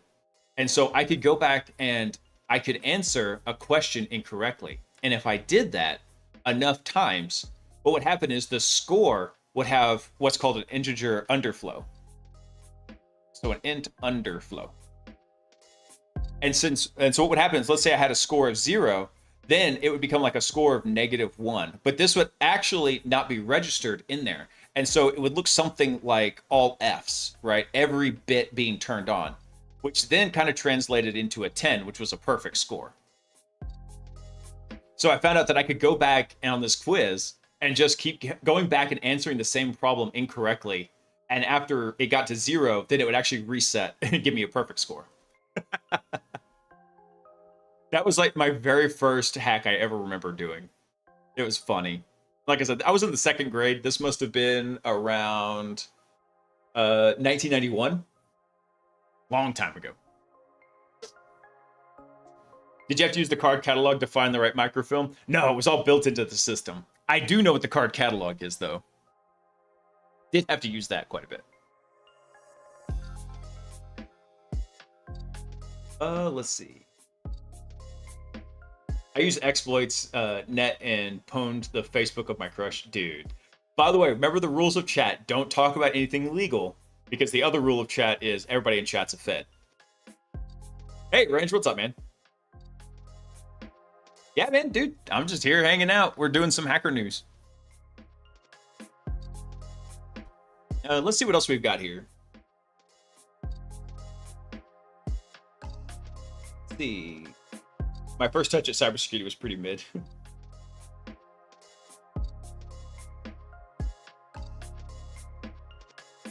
That's like those bubble tests, like the Scantrons we used to look for the right answer. So if you colored in all the answers, you got it right. Yeah, exactly, Mars. That's exactly what it was like. Let's see. So there's some news around the UK's online safety rules and how that's probably going to cause thousands of T-app type breaches to happen. Let's see. What else we got here? VMware prevents some perpetual license holders from downloading patches. That's weird. Let's see. WhoFi, deep person re-identification via Wi-Fi channel signal encoding. So you can now track individuals via Wi-Fi signal reflections from human bodies, which creates unique biometric signatures. Yeah, I heard about that. Let's take a quick look at it real fast, because this looks interesting. Oh, this is an Arvix paper. I'm not reading this. But this idea has been around for a while. I'm curious to see how they set it up, though, because this is not technically new. I remember hearing about this a couple years ago. However, it was a little bit different back then. And the idea was, let's say you've got your house right here, right? So there's your house, and you're standing inside your house right here. The way they were doing it, though, is you literally had a giant square Wi-Fi antenna right here, and then you had a receiver over here. And the reason this works is because you got to remember the wavelengths coming across this are using 2.4 gigahertz. And the reason this particular spectrum is allowed for home use is it doesn't travel very far because it interacts with water. So what are you made of? A lot of water. So the idea here was you could tell where there were masses of water in the house. So you basically took these two plates and you moved them back and forth against the walls of the house, you know, like from the front to from side to side, and then you could see these masses of water in there. That was the original idea behind this, and it looks like they've just taken that a bit further using some signal analysis. Actually, add this to my Discord bio. I thought I did.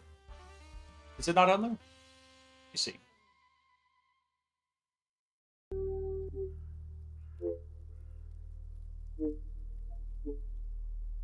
Oh, I can't check it right now because it's got streamer mode enabled, but I'll double check it, Wrench. I thought I had it on there, man.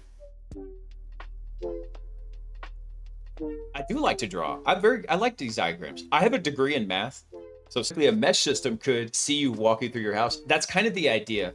And they're actually kind of taking that idea a little bit further, Mars, where in theory, let's say you had like your Wi-Fi router and you're just intercepting signals that are refracting off of you, because that would happen. If you had a sensitive enough antenna, then you could detect those things. You're supposed to say math degree, by the way. Yeah, sorry, I said it wrong. The XI is pronounced Chi, so it's archive.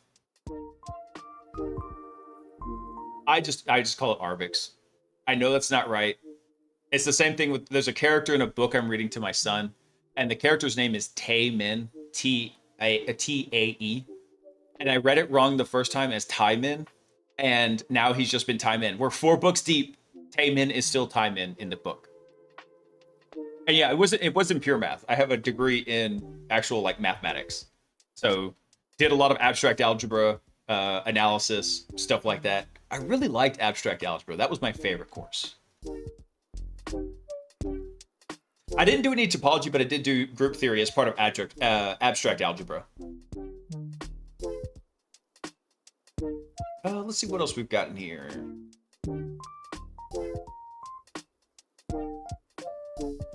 Debugging Tradecraft Garden. Actually, let's take a look at this one because we've got so many security folks in here. I think y'all might like this. Because this is, if I think I know what he's doing here.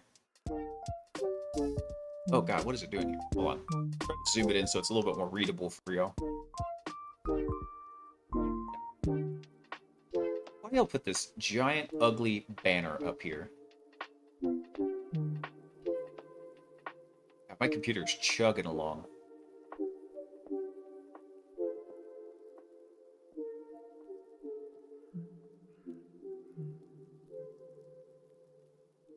Give me this one. There we go. Free up a little bit of real estate here. I probably need to reboot my computer. It's been on for like 5 weeks. Let's see. Before we dive in, let's state that this blog post will not reveal any groundbreaking new attack techniques. Who wrote this, by the way? Oh, Costa Papadopoulos. Costa. Let's see. The TLDR, though, is NTLM relay attacks on SMB restricted lateral movements up into port 445. So to extend beyond that and leverage the service control manager remotely to initiate the web client service. Ooh. This approach allows integration with a computer account takeover methods such as shadow creds or resource-based constraint delegation, and enhancing the flexibility through LDAP service targeting domain controllers. Nice. Nice. I'm sick of proofs. Dude, I liked doing proofs. I had a really good time with it.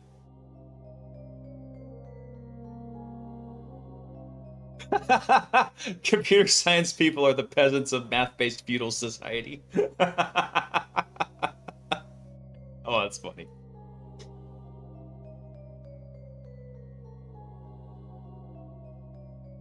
I can't write in Word anymore. I just use LaTeX. Let's see. All right, so the problem here. So when performing an NTLM relay attack targeting the SMB service on a remote host, the actions you can take on the host are limited to those that can be executed solely through port 445, usually. So for example, you can't establish a connection to a remote host using the Windows management infrastructure as the protocol requires port 135. Hey Mars, thanks for coming online, man. Let's see. So 135, which is used for RPC. So most resources I've seen explain overcoming the restriction by extracting the SAM and system registry hives containing the NT hashes of the local user accounts on the remote host.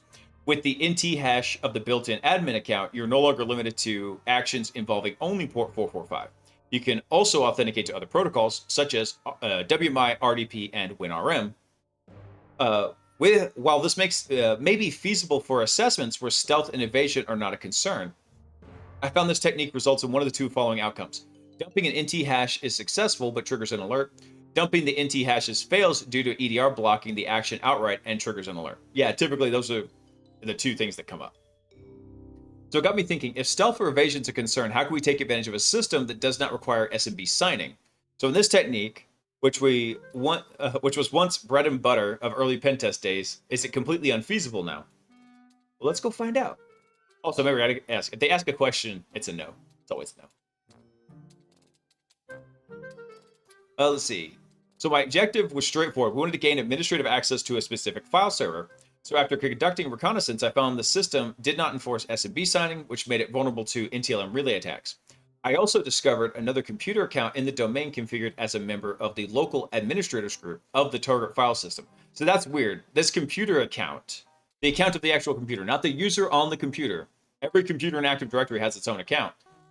Shouldn't have local administrators to other computers. That's just a weird hygiene issue with Active Directory. Let's see. So I thought, well, this is going to be easy by simply coercing authentication from the host that was a local administrator using something like Petit Patem or the printer bug. I could perform an NTLM relay attack targeting the SMB service of the target server, dump its local NT hashes, and use those to move laterally using a technique that's not restricted to port 445. So remaining undetected for this assessment wasn't required, but a well-tuned endpoint detection solution continuously blocked and alerted many of my actions. Foolish as I was, I tried the default behavior of NTLM Relay X, which attempts to dump the local NT hash of the SAM system registry hives, which as expected didn't work. So I knew I could authenticate with an administrative context to the target file server through an NTLM relay. However, I was unsure of the actions I could perform that would lead to a complete compromise of the host, not be prevented by EDR, and ideally not trigger an alert, and only required port 445. So we go to the lab. So in my lab environment, I configured NTLM Relay X to relay all captured authentication attempts to the SMB service of the server, and it didn't enforce SMB signing. So I also set NTLM Relay X to keep the relay authentication session open using the SOX flag. Yeah, if you didn't know this, guys, if you ever use NTLM Relay X, has default actions it will do once it does the relaying. That's what he was talking about, dumping the local hashes. However, one of the better options you can do is actually set up a SOX flag. What that will let you do is NTLM Relay X will essentially act as a man in the middle for authentication. So you can have tools proxy over that SOX proxy to NTLM Relay X. They get forwarded to the target host, And all the authentication traffic NTLM Relay X handles in kind of man in the middles. It tells the client, whatever program you're using, yeah, authentication's good. It tells the server, yeah, authentication's good. Actually, it's already got an authenticated session, so it works perfectly. And then it runs through from there. So the SOCKS flag in NTLM Relay X keeps the relayed authentication session open for use with proxy chains or Proxifier, allowing reuse of the authentication context and eliminating the need for repeated relay attacks. Yeah, I love this this option. The SOCKS flag in NTLM Relay X is key. It is awesome.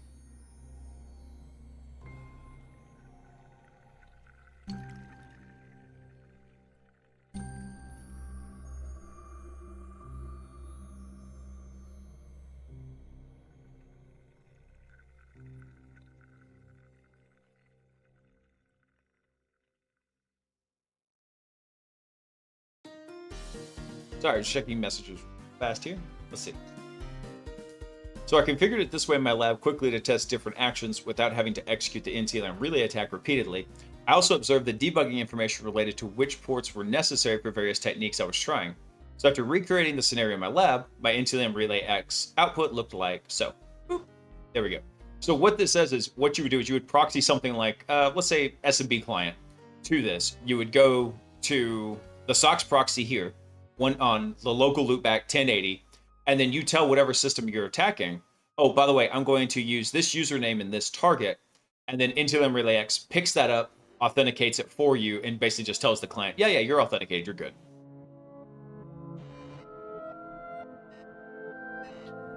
Quick note, he does say he's omitting the way he got the authentication to happen because it's not important. There's lots of ways to get to this point. Let's see. So using the SOCKS feature of NTLM Relay X would also inform me whether the action I was attempting to take required an additional port aside from 445. So for example, observe what happens when I attempt to use WMI through the previously established authentication context achieved with NTLM Relay. Yeah. Notice how it fails because it's trying to go to 135. The SOCKS proxy, that forwarding is tied to 445 directly. So as you can see, WMI tries to open a connection to 135 through the SOCKS proxy, but it's only tied to 445.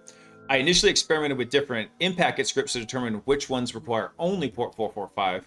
Although this approach wasn't perfect, it felt a bit lazy. It revealed that services.py, the in-packet script, only needed administrative access to 445. You could have used SMB client too.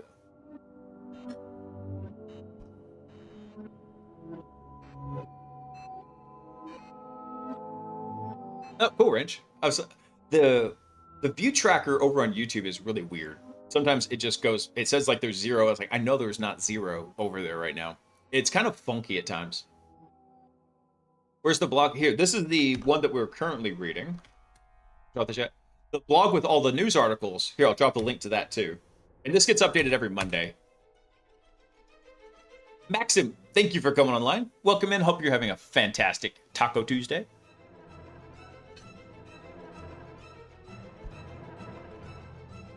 Hey, Maxim. Unfortunately, we do have to keep it to English in the chat because I am responsible for everything that gets said in chat, and I can't moderate non-English language. I only speak English and bad English and very bad Spanish. My wife has been trying to get me to practice my Spanish for 10 years since we've been married. Hasn't happened yet. Let's see. So if you're unfamiliar with services.py, it's an in-packet script that interacts with a remote host service control manager to create, start, stop, and modify Windows services. Actually, I have never seen services.py. I can't believe I've never messed with it before. There's multiple ways to manipulate the SCM on a remote host to facilitate lateral movement and, depending on the exact technique, evade detections by EDR. I'm not going to elaborate on all the ways to exploit Windows services for lateral movement, but in my opinion, the most common method is upload a malicious DLL to the target file system and start a service that executes the DLL. So some kind of DLL hijacking or import. Let's see. So while this technique works while access is limited to 445, it still limits how to move laterally. I was really looking for a way to abuse NTLM Relay over SMB. Caution. A virus has been detected. S1Y_B0RG virus detected in the network. I love the text-to-speech never gets Slyborg right. It doesn't understand leet speak. Hey, Slyborg, what's up?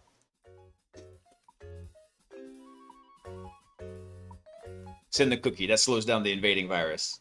What's going on? Welcome in, Raiders. We are covering... Here, I'll drop the link for anybody who wants to take a look at this blog. It's one from the folks over at SpectreOps on different ways to abuse some NTLM relaying and reusing sessions with NTLM Relay X. So it's nothing new and groundbreaking, but it is a good refresher. We have a lot of folks who are new to security and may not have heard of this before. So I thought, yeah, we'll go ahead and cover this blog. It's fun, though. It's also a good refresher for me just to remember some stuff.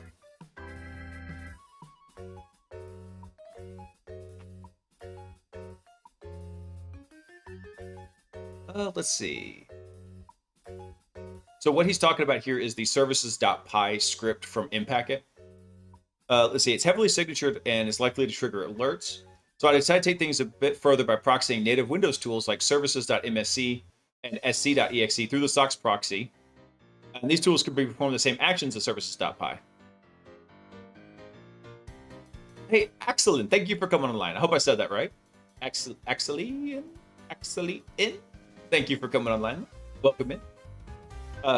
Yeah, this is actually something I really like to do too, is once I get a relay up and I can transmit data over that SOCKS proxy from NTLM Relay X, is I usually will just proxy in native Windows tools because you blend in so well with the traffic. That's why I tell people a lot of times understand the built-in administrative systems, because how are you going to block the built-in administrative systems? It's really, really hard. Revisualize, I want you to know that I read that in All Might's voice. I am here.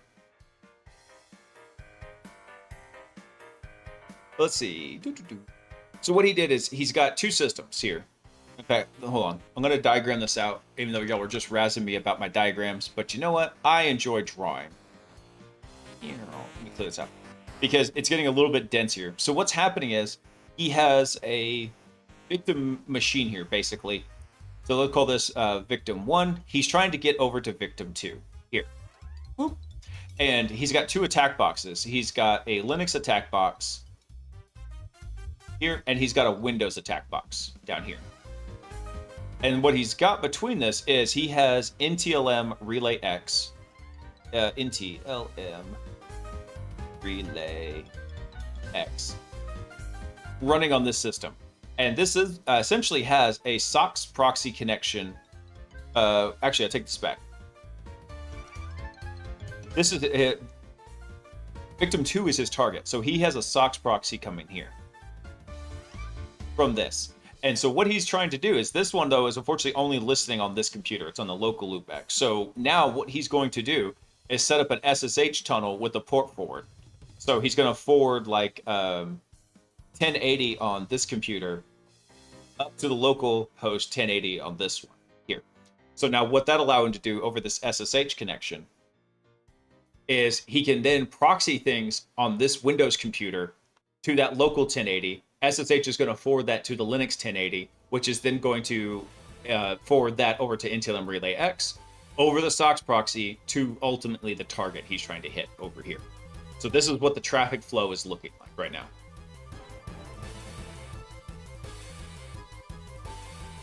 Do the live streams get saved? Yeah, all the live streams are archived over on YouTube. Let's see.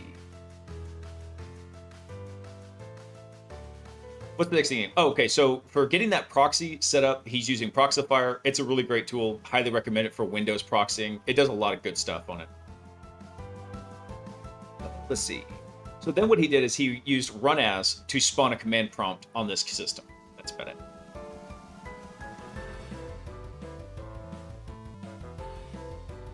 Oh, thank you for coming online. Welcome in, and hope you're having a fantastic Tuesday. Is this what's called proxy chaining? Yeah, it kind of is. Proxy chaining is a little bit different, but you can kind of think of it in the same way, where a proxy chain is just where you have one of the same or different or multiple proxies, and you have the traffic hopping amongst them. That's all a proxy chain is.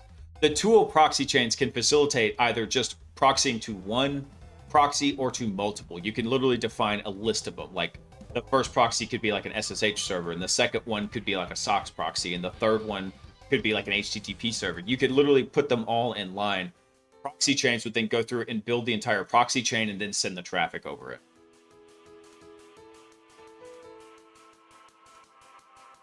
Let's see. So, quick recap, he's using Proxifier to proxy the traffic off the Windows system here.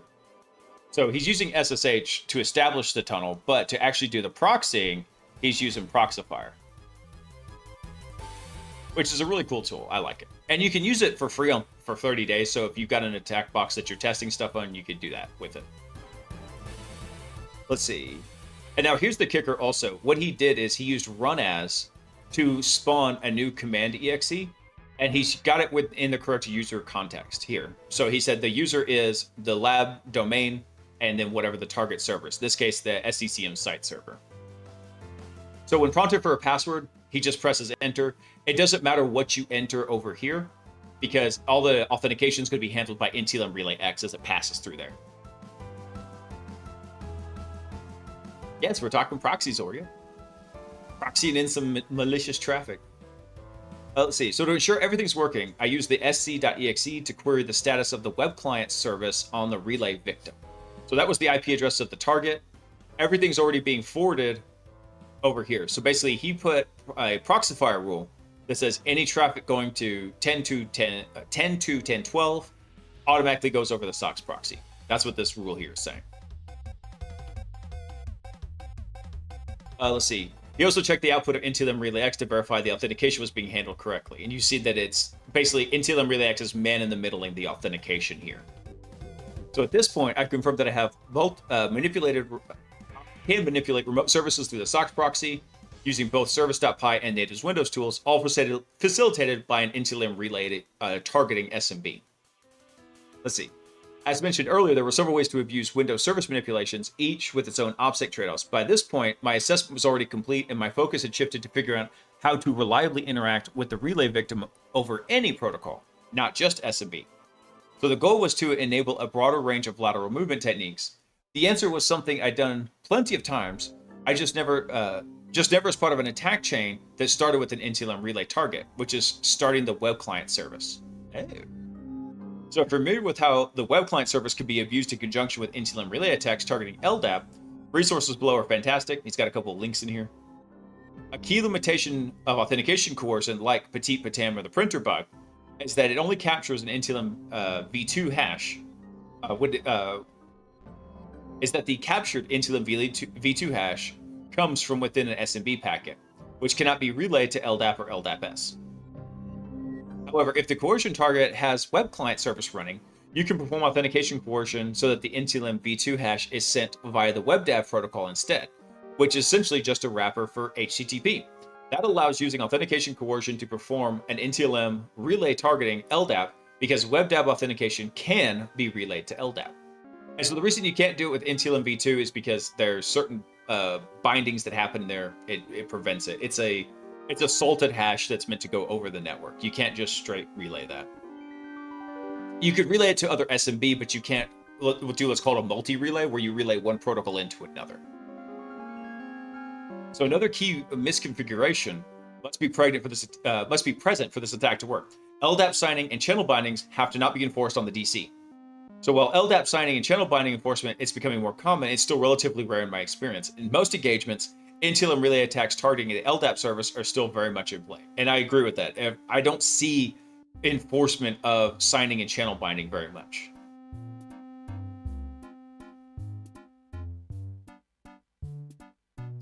That's what, guys. I need to run to the bathroom. Give me 1 second and we'll finish up this blog. So I will be right back.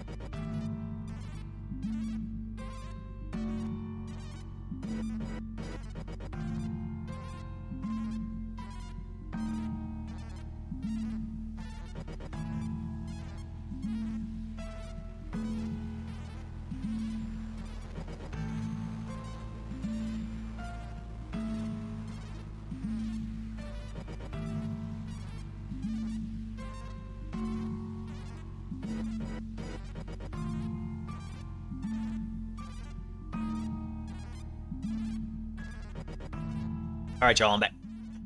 I'm back. Hey, Shadow, what's up, dude? I saw your message come in just as I had to go run to the bathroom.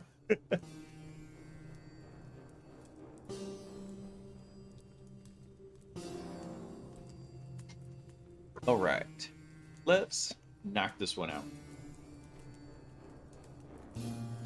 Dude, I'm really looking forward to when we get back to when Hackbot is kind of at a stable position, because I really want to try adding some features to handle Active Directory. Can't wait for that. It'd be so fun. Hey, Shadow, I'm doing well, man. Hanging in there, working on my little hacking bot to play CTFs for me. Finally got a major blocker out of the way. We needed a web browser for the agent to use, and finally have got one up and running. I just have to integrate it now. Oh, can't wait. So excited for that. But anyway, that's for Saturday stream. Let's see here. All right, so back to the block here. So to further validate that this was possible, I enabled the web client service remotely on the relay victim, ensuring all authentication was being handled through the previously established SOCKS proxy. Boop. Yep. So when targeting SMB over an NTM relay attack, your lateral movement options are limited to whatever's possible over 445. So to break that limitation, you can use the service control manager on the remote host to start web client. Very cool. I like that. I think web client is not default of Windows 11 going forward, but while it's still there, I think there's a certain version of web client where it may not even be installed. There's like a divide in which version of Windows 11, if I remember correctly. Yep, so doing that opens you up to be able to basically do different kinds of relay attacks. Love it. I love it. Very cool. Let's see what else we got in here. Debugging Tradecraft Garden. I would really like to read this, except Rosta gets really down in the weeds. It's hard to read on stream. Let's see. Stack overflows, heap overflows, and existential dread. Sonic Wall. Firewall. Has lots of CVEs coming out. The quote here is, it's 2025, and at this point, we're convinced that it's a secret industry-wide pledge that every network appliance must include at least one trivially avoidable HTTP header parsing bug, preferably pre-authenticated. Oh, yeah, guys, check this out. So Ludus, my very favorite lab setup server, now has an MCP server up for it. So you have Ludus MCP. Model Context Protocol server for managing Ludus lab environments. I really want to play with this. Let's see. So to ensure you have access, you have Ludus server SSH access credentials, Ludus API key, WireGuard config or your SSH tunneling, an admin or user account on the Ludus server. Non-admins will be limited the same way using Ludus CLI. Installation, it's an NPM package. Let's see. So for the initial setup, you set up your keyring, update your creds, connection methods, tunnels. I'm very interested to test this out, because I'd like to see kind of what it does. So when you start your MCP client, like say for Claude Desktop, it automatically launches a Ludus MCP server, loads the OS keyring, downloads fresh configs from GitHub, updates schemes and documentations, tests connectivity to the server, and starts the MCP protocol. Nice. How's he doing this? Let me look at something real quick. Okay, so he's using a standard IO MCP. Let's see. Oh, there's prompts available in it too. Nice. If you didn't know this, you could actually serve up resources over MCP, one of them being prompts, and so you can actually have built-in prompts for the MCP server. So it's a complete guided workflow for range creation for from requirements to the deployment. And you can also execute a Ludus command. So safe execution of Ludus CLI commands with destructive action protection. Cool. So what do we have here? So we can deploy a range, check the status, list user ranges, get our connection info, destroy a range, abort the deployment of one. We can also start and stop VMs. Nice. Nice. I goosed this. Hang on. I gotta save this. Ooh, I'm gonna put this over in... where is it? Hacking Labs. Dude, there we go.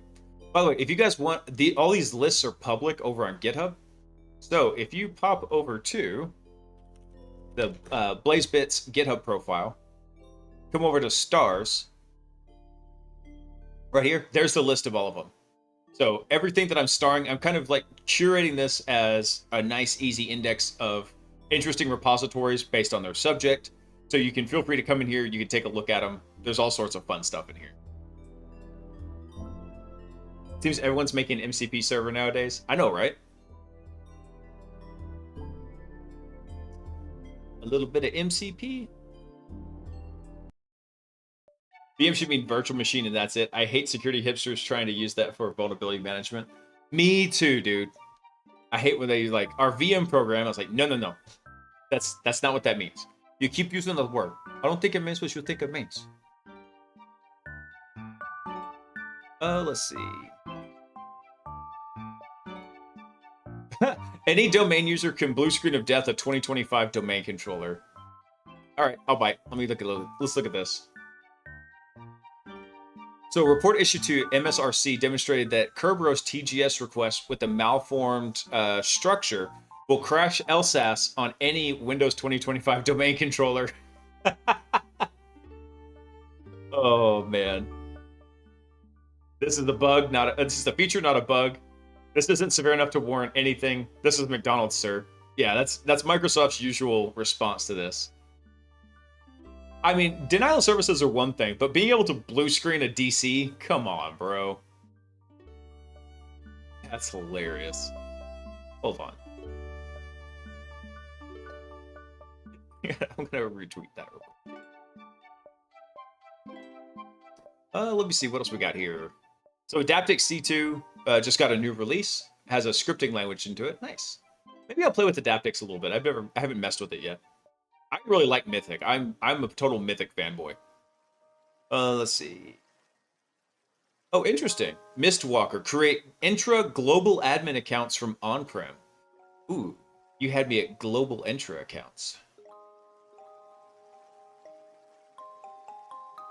I improved our security by disabling LSAS. That'll do it. Can't hack the machine if it's offline. Let's see. Mistwalker combines the power of Seamless Pass, which is a Kerberos-based authentication, or Kerberos-based Azure token acquisition, with Entra ID user and role management to provide a complete toolkit for Azure ID penetration testing and administration. Interesting. So we could do token acquisition, user management with Entra ID, and we also combine workflows. I feel like they have multi-tenant support too. That's awesome. So we can acquire tokens. There's that. Hold on. How do I go to global administrator? Just tell me how to get to global admin.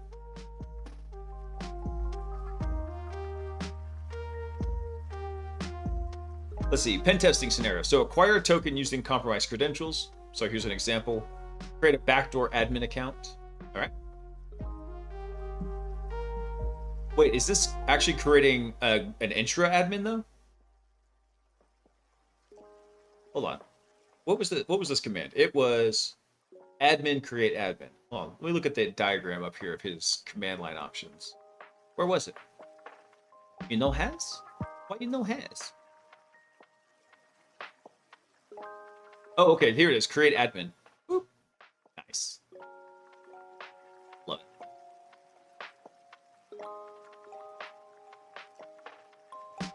Very cool. Hold on. I'm going to save this because actually there's a bunch of cloud stuff I'm currently working on. I need to start working on it. It's been constantly being put off. Where do I put that? Ah, there you go. Azure Cloud Tools. Yes, let's save that one.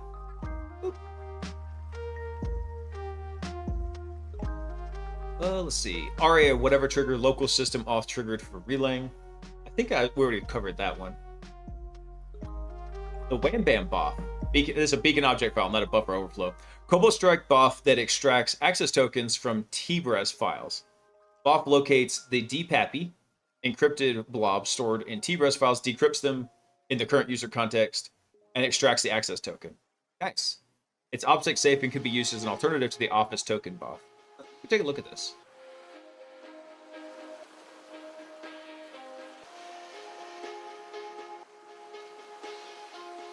The thing is, they didn't even say if it needed to be a legit TGT board. So I don't know if it probably does, considering he said any user could do that. So you probably have to be authenticated and just malform the TGT. That's still pretty funny. It'd be funny if you could find out that hey, it doesn't have to be actually a legit TGT, just a completely forged one. This is not a new technique. XPN has already done the research on TBRES files. Of course he has. Good old Adam. Let's see. So you run the wham bam command on your beacon. It will automatically find TBRES files and decrypt them. Okay. Very cool. Let's save this one over to red team. Boop. That'll be handy. What else do we got here? Rust port of RatNet, an anonymity network designed for mesh routing and embedded scenarios. Interesting. And what do we have? Crystal loaders. Oh, yeah, so this is all Crystal Palace position-independent code loaders designed for Cobalt Strike. I think this is Rasta Mouse also. Yeah, it is. Okay, you know what? I'm going to go ahead and save this one, too. Even though I haven't had the time to dig into these as much, I'm going to put this in the red team. Actually, this should also go in the EDR bypass methods in here. It's not technically an EDR bypass, but it is much more difficult to detect, so I'm going to throw it in there. I was talking to someone who doesn't like Mythic, can't win them all. I mean, if you don't understand how Mythic is doing and what the design theory behind it is, yeah, it's really hard to get started. Hey, Nesto, what's up, man? Let's see here. What do we got? How to backdoor VS Code extensions. Nice. Let's see. Actually, this one looks cool. I wanted to look at this. Darklink, building malicious link files. So if you didn't realize this, shortcut files on Windows systems are LNK files. They're links. They're actually files with their own structure, and they just point to something else. You can actually do a ton of stuff with them. There's all sorts of ways you can get crafty with them and do unauthorized system administration, let's put it. Let's see. So this will allow an attacker to emulate any file extension. Nice. And retain the .link functionality to call PowerShell. Cool. Let's see. General idea is that a malicious link file will be delivered to a target, and the file icon properties and context will appear to be a valid link of the chosen file type. However, the link file will still point towards like PowerShell and execute PowerShell commands. Yeah, so by the way, because the way the link files are structured, you can literally embed commands in there. Not just PowerShell, you can understand command, any other like living off the land executable you want to use, you can throw that in there as well. All sorts of fun stuff. You could even put one to like add an admin user. If you happen to have an administrator go run that link file, then bam, you've got a backdoor admin. All sorts of stuff. Sky's the limit. Let's see. So the good icon reflects the extension you chose. Hovering over the link reflects extension chosen. Oh, cool. The link properties mostly show the file type properties chosen by the attacker, and to an average or even above average user, it appears to be a valid link shortcut. The bad. The attacker's PowerShell payload is still in plain text, and it's going to have to be. I mean, there was ways you could encode it in there, but as soon as it executes, it's going to look sus. The PowerShell arguments are visible in the property targets. After running the link file... After running the .link, Windows link healing will fix the link to make it appear like a normal PowerShell link file. Interesting. I didn't know this was a thing. What below average users I feel the need to be seen.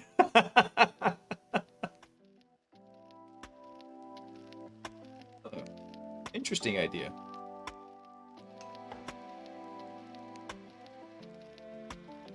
Very cool. So yeah, it looks like, so you still have the little link icon, but it looks like it's a PDF in here. Very cool. Nice. You don't have to get super crafty with some of this stuff. You just got to make it look just legit enough. It doesn't need to look perfect a lot of times. Let's see. Hypernote. Local first AI notepad for private meetings. Pass. Let's see. Actually, this one had me interested. K9. It had power of Kubernetes, but the simplicity of Heroku. What is this? It's pretty. Easy and intuitive deployment platform for Kubernetes clusters. Oh, okay. Let's see. K9 Cloud offers additional features for small teams like GitHub integration, real-time metrics tracking, yada yada. Okay. I don't really have a use for that, but it's always good to like just keep an eye on what's going on in the environment. Let's see. Copy Party. Portable file server with accelerated resumable downloads. Yeah, pass on that one. All right, last one. S3 grep. CLI tool for searching logs and unstructured content in Amazon S3 buckets. Ooh, nice.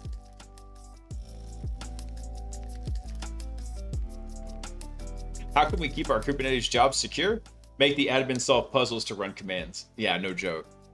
Kubernetes, though, it has so many interesting administrative features that a lot of times it's really vulnerable by design, almost in the same way Active Directory is. There's so many knobs you can twist in there. It's really interesting. All right. I think that actually wraps it up for the news. Unless anybody else has any interesting stories we didn't cover and wants to bring them up. Actually, let me check something real fast here.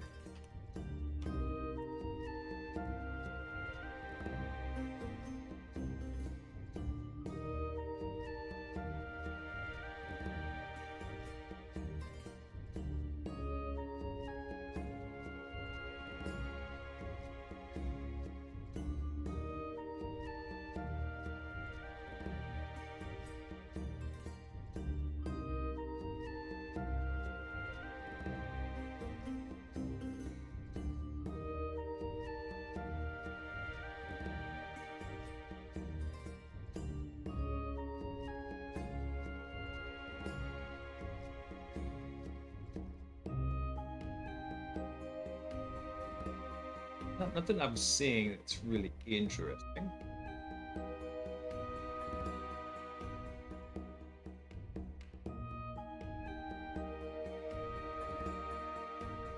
Actually, there was one really cool update here. Hang on one second. I forgot about this. This actually just released today, which is SpectreOps just made a huge update to Bloodhound. I forgot about this.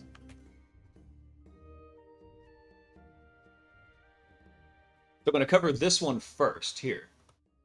So Bloodhound version 8 had extensibility, and it's now got something called Open Graph, where you can actually build like your own graph models and use them in Bloodhound. So instead of being tied to like Active Directory or Azure, it's now extensible. It's really cool. Let's see. So the TLDR is Bloodhound V8 introduces exciting new features enabling users to get more done and do more with Bloodhound attack path management platforms. These include enhanced abilities to work with Bloodhound enterprise data, increasing integration work, and expansions to Bloodhound coverage. Bloodhound V8 also introduces Bloodhound's Open Graph, game-changing ability to ingest data outside the traditional AD intra-ID views of a graph. Yeah, actually, I've been looking forward to this. I almost forgot about it until I saw it pop up.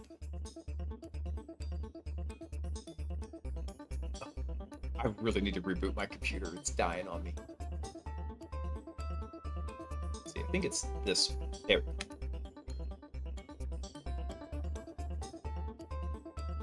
Much better. I need more reading space. All right, Mars, have a good night, man. Thanks for stopping in. I live in AD and never touched K. I'll actually I don't mind messing with Kubernetes. You can do a lot of fun stuff with it if it's not set up properly. There's a lot of there's a lot of vulnerable by default settings set up in Kubernetes.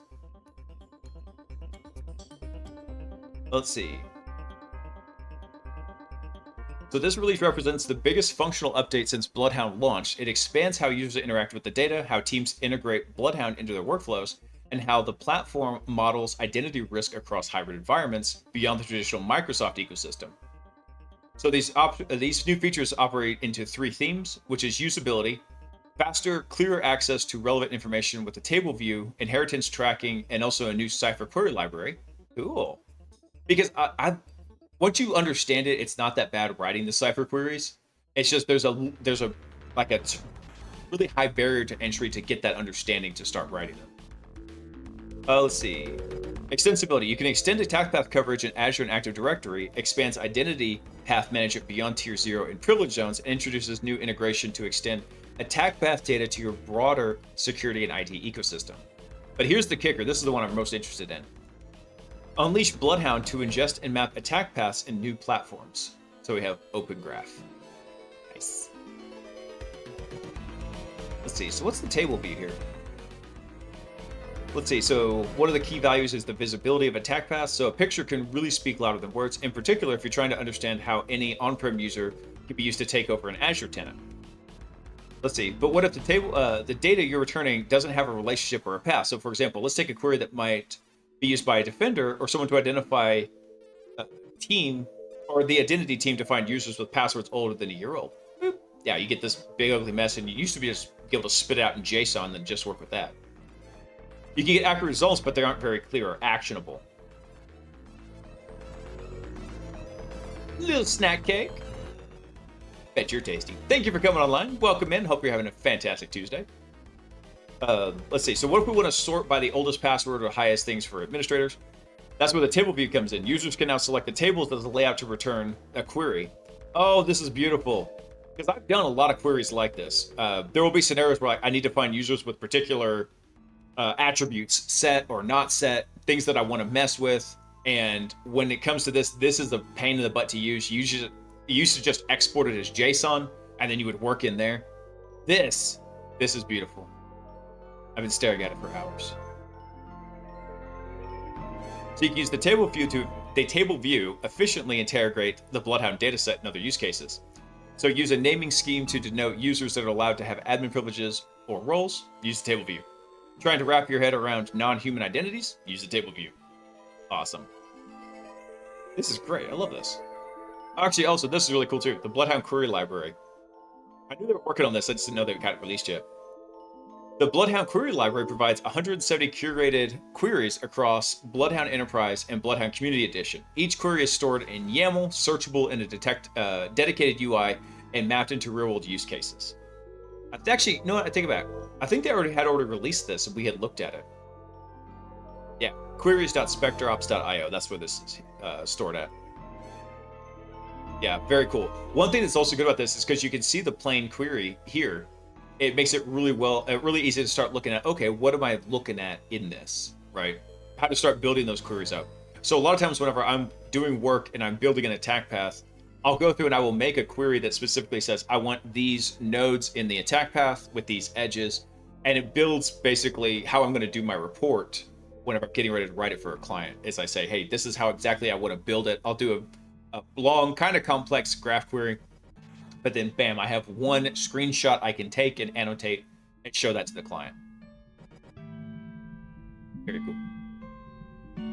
Let's see. So rather than replacing Bloodhound's built-in functionality, the library serves as an extension and educational bridge. Yep, it is. So several features are set apart. We have the open query ecosystem. So unlike the traditional model where queries are added to Bloodhound as product features or infrequent community pull requests, library creates a centralized open ecosystem for query sharing. There's a standardized query format. We have a nice web interface, so that's like a cheat sheet. And coverage across common assessment tools. So to showcase Bloodhound's broader security assessment capabilities, we've mapped Bloodhound queries to common security tools such as Defender for Identity, Networks Ping Castle, Nessus, things like that. Very cool.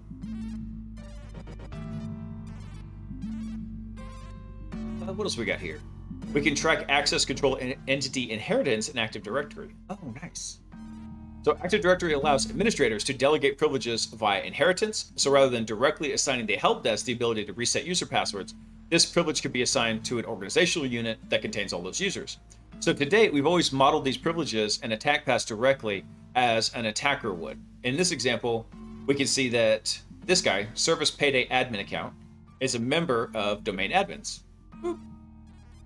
So in prior versions, we can see that the privilege is inherited, but not where it's inherited. This is important for a defender for targeted remediation.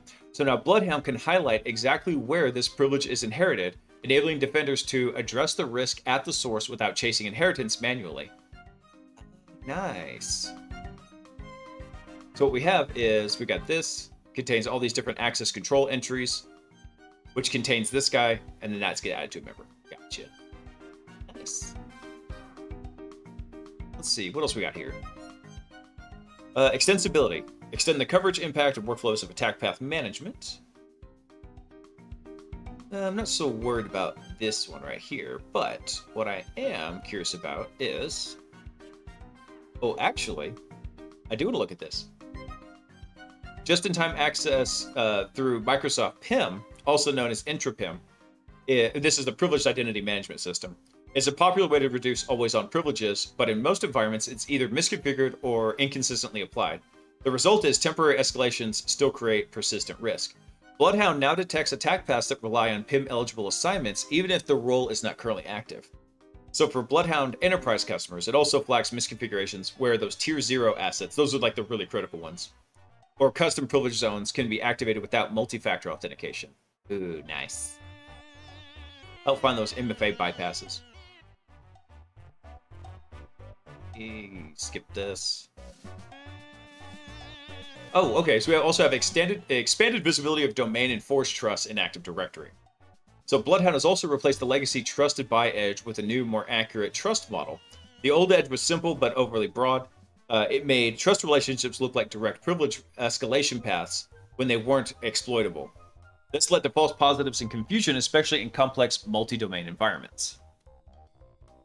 So the new model introduces 4 new trust edges, each designed to reflect whether a trust is present, how it's configured, and whether it's abusable. So the trusted by edge is gone. Bye-bye. So the new edges we've got... Excuse me. Ran out of water. Let's see. So we have the same force trust. This represents a trust between 2 domains in the same Active Directory forest. So they're always traversable. We have a cross-forest trust. So this represents a trust between domains in different forests, which are usually not traversable by default. We have abuse TGT delegation, which indicates that the ticket granting ticket delegation is enabled on a cross-forest trust. Nice.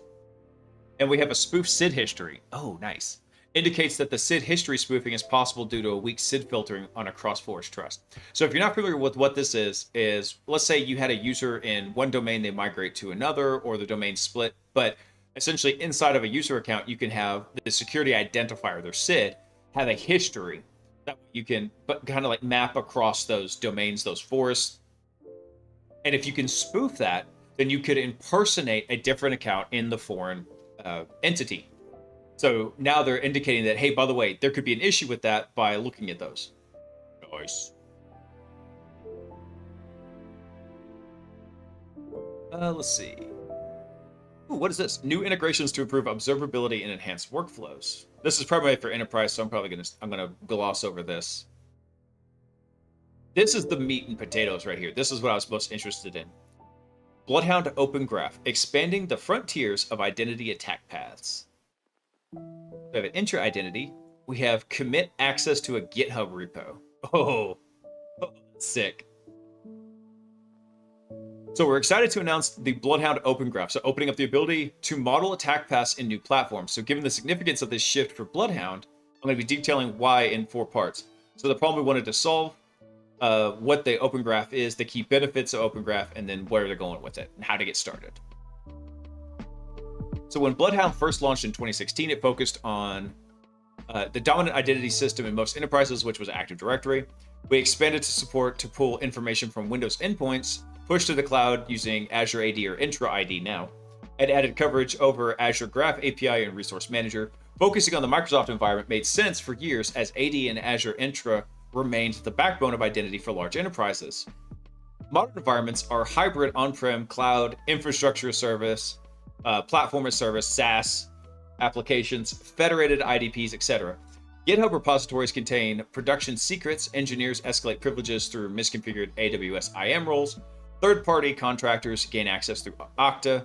The result is an increasingly fragmented identity surface with hybrid attack paths that jump across platforms, many of which are not modeled by Bloodhound. At least yet. They're about to be with this. We knew that from the start the Bloodhound Enterprise was not just an Active Directory security product, which is why we developed the concept of the attack path management in 2021. The reality is the logic we applied to create attack paths in Active Directory is no different than other providers. Identities, privileges, and users' behaviors collide to create attack paths within a platform. Hang on one sec, guys.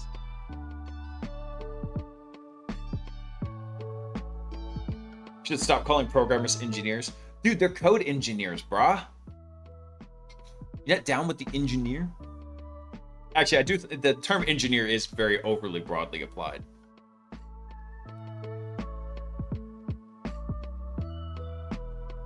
Sorry, guys, give me 1 sec.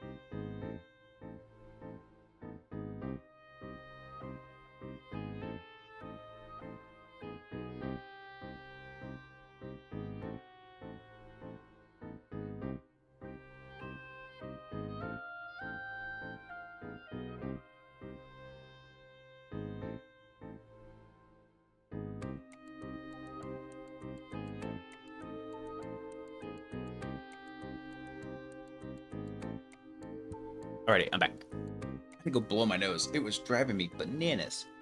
B-A-N-A-N-A-S. I couldn't even spell engineer. Now I are one. Hey, baby, are you a prompt engineer? Because you got me hallucinating.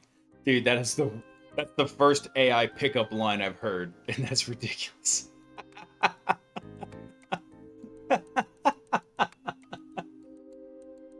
Oh man, that was good.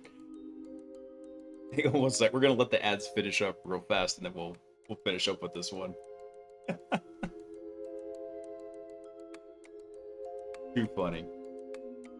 Inspector, that had me rolling. I'm not sure if you could see it because the ads were on, but I was dying. Well, let's see. All right, so let's continue on here. So attackers, defender, and identity teams know this too. So for years, we've heard a consistent request from Bloodhound community and enterprise customers. But when are you going to blank? Fill in the blank. We're at AWS, GCP, Okta, Kubernetes, Salesforce, custom internally developed applications. We get it. Attack graph management is an enterprise-wide need.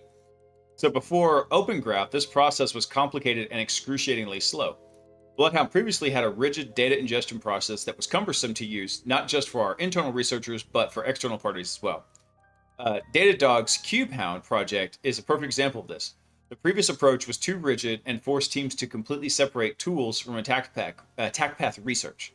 This forced researchers to worry about things they shouldn't have to, which was data management and visualizations, but also missed critical hybrid attacks. What is KubeHound? I don't know if I heard about this. Creates a graph of attack paths in Kubernetes clusters. Ah, okay. Makes sense with the name now. Let's see. So, Bloodhound's Open Graph is our answer to the long-standing challenge of how to bring previously out-of-scope identity data into the graph, not as a one-off ingestion, but as a general capability. Open Graph introduces a new open ingestion framework that makes it possible to model arbitrary systems, identities, relationships, and abuse techniques.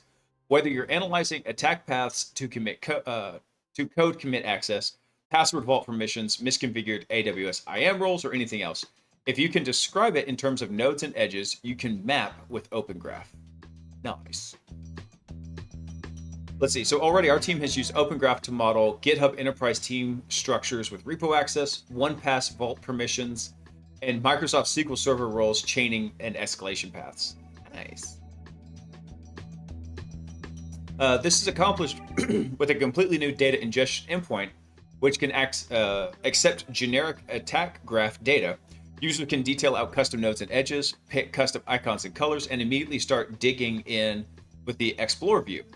You can search for objects, find paths between objects, and use advanced cipher queries to dig deeper. So I knew this was coming. I didn't know it was going to get released literally, I think, today. But One of the things I actually thought about doing was eventually basically migrating the state table for Hackbot or integrating this over into it and using this for Hackbot to be able to build attack paths in there. I thought that would be fun.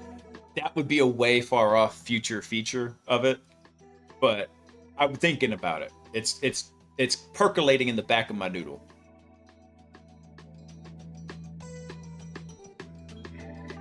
Japan's getting hacked by the ocean again? Did they have another tsunami warning?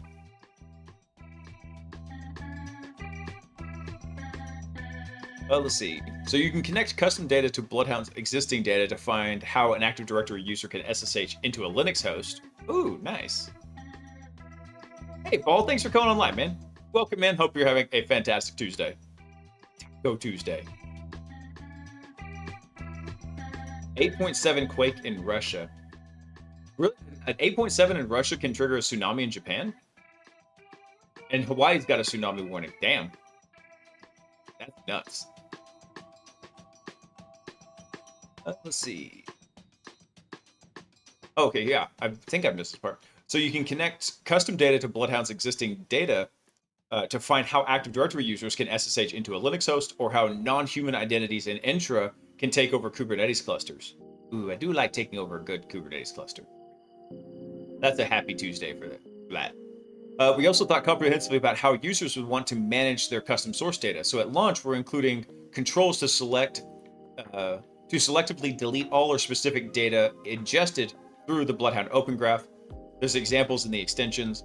Analyze the results and remove them from Bloodhound instances without affecting data sources from SharpHound or AzureHound. So the key benefit here is Bloodhound Open Graph doesn't just make ingestion more flexible, it fundamentally changes how quickly and deeply we can explore identity attack paths. You can also research faster. Open Graph opens the possibility to analyze attack paths in any platform, and it dramatically speeds up attack path research. What used to take our internal research team weeks to months to implement now takes hours. Nice. Let's see, Open Graph gives users of Bloodhound Community Edition and Enterprise Edition a new level of control. You can define custom entities, model their relationships, and graph arbitrary identity systems. To want to explore IAM misconfigurations in GCP, cross-platform SSO inheritance, you got it. Nice. Let's see, we already released several working examples in our documentation to show what's possible. Users of Bloodhound Legacy need to upgrade to Bloodhound Community Edition to use the Bloodhound Open Graph. Well, yeah, Bloodhound Legacy is not really getting any new feature updates, I don't think. For Bloodhound Enterprise customers, sets the stage for deeper visibility, faster support. In short, Open Graph makes everything go burr. Let's see. So in the coming months, we're going to build the foundation for Open Graph in 3 ways. Support for generic entity panels, enterprise-grade collection, and choke point analysis and enforcement. Cool. We're also launching a community incentive program to reward original Bloodhound Open Graph contributors. So if you're building something with Bloodhound Open Graph, we want to see it. And to help you through the process to show the wider community, you can share it with the Open Graph research here. It's going through SurveyMonkey. Got it. Let's take a look at this real quick. So this is the Bloodhound Open Graph library that we've got so far. Let's go. So what do we have? Let's look at 1Pass. Why not? Let's see. 1Password for Business Open Graph extension lets you bring 1Password ACL data into Bloodhound's Open Graph analysis framework.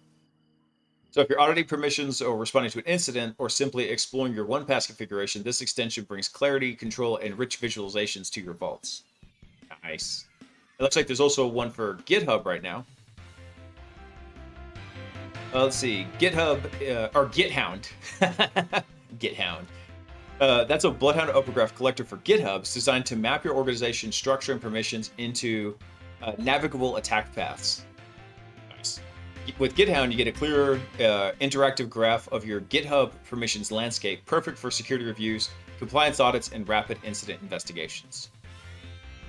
What's mystery?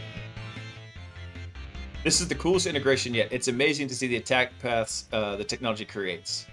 Maintainer, you.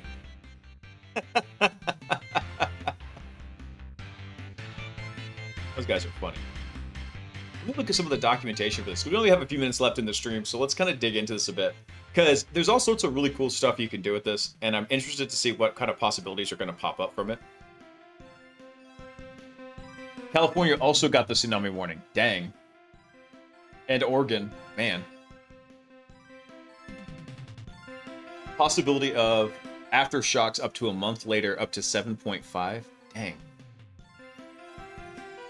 Is this just GraphViz with proprietary integrations? No, Inspector, have you not seen Bloodhound before? It's okay if you haven't. It's a little bit of a niche tool around security, but it's a really, really sweet tool.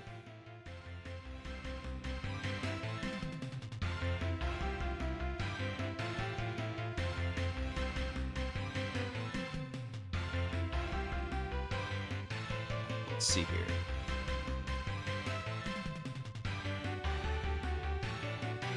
One sec, guys.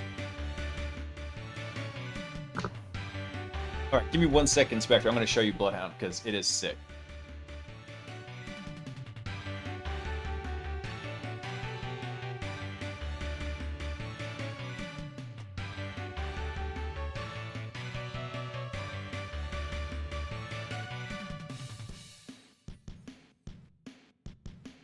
All right.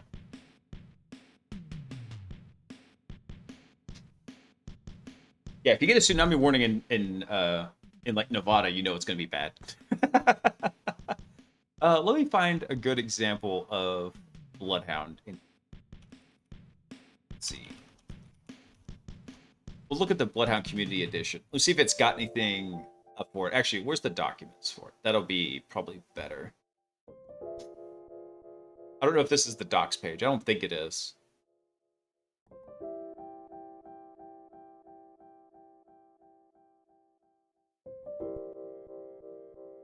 Where's the docs?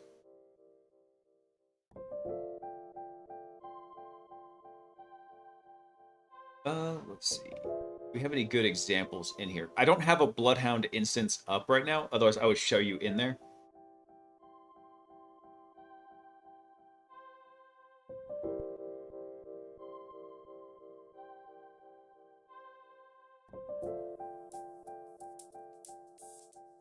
See, this is our privilege zones.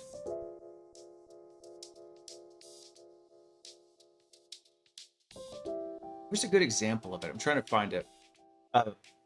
But essentially, Bloodhound originally was using Neo4j and Cypher. It still uses Cypher queries, but it's moved off of Neo4j, if I remember correctly. And it was using a graph database in the backend, and it was completely modeled around Microsoft Active Directory and Entra ID. Now what they're doing is they're adding what they call Open Graph to this whole mix. And the idea there is you could use that to traverse plans to find like your shortest path to domain admin. So let's say you've compromised a user from a phishing campaign. You've compromised Bob in accounting. And so you compromised Bob. You want to map out what all permissions he's got. You could do that inside of Bloodhound. It's like, oh, well, Bob's a member of these groups. Or you could literally tell it, hey, do a graph traversal from Bob to domain admin and find the shortest path. And you can see, okay, maybe Bob is, because he's a part of accounting, he has administrative permissions to the accounting server. Well, the accounting server has a ticket available for a domain admin. So you could get the admin session on the accounting server, steal the admin's Kerberos TGT, and then use that to pivot over to a different server, and then go on and so on and so forth. So it makes this graph traversal in there. It's really cool. But as we were just reading, it was usually locked down to Active Directory and Entra. Now, with Open Graph, you're going to have the ability to start basically building extensions or plugins for it. I've got to read through it myself. I didn't realize it was being released today. And start mapping out other identity attack paths. And so it's really cool. I love it. I can't wait to mess with it some more. It's amazingly useful. I usually use it on pretty much every internal penetration test or red team that I'm doing. And I use it to... The data collection is a little bit different. If somebody's using something like Enterprise, there's an entire collector you set up so it can scan literally everything, including going to like each computer and seeing like what tickets are available, do they have certain admin permissions, things like that. It's really slick. It's an awesome tool. And then there's other things you can do though, like if you're running more like a red team assessment where you're trying to fly low, then you could go through and do like LDAP queries, bring that data in, and then you could use another tool like BOFHound, where it takes the data from those LDAP queries, kind of formats them into an adjustable format for Bloodhound and bring it in. So you can start building little pieces of the graph together based on what you're seeing in the environment. So that way it's not quite as broad, but you can still see where the attack path is evolving.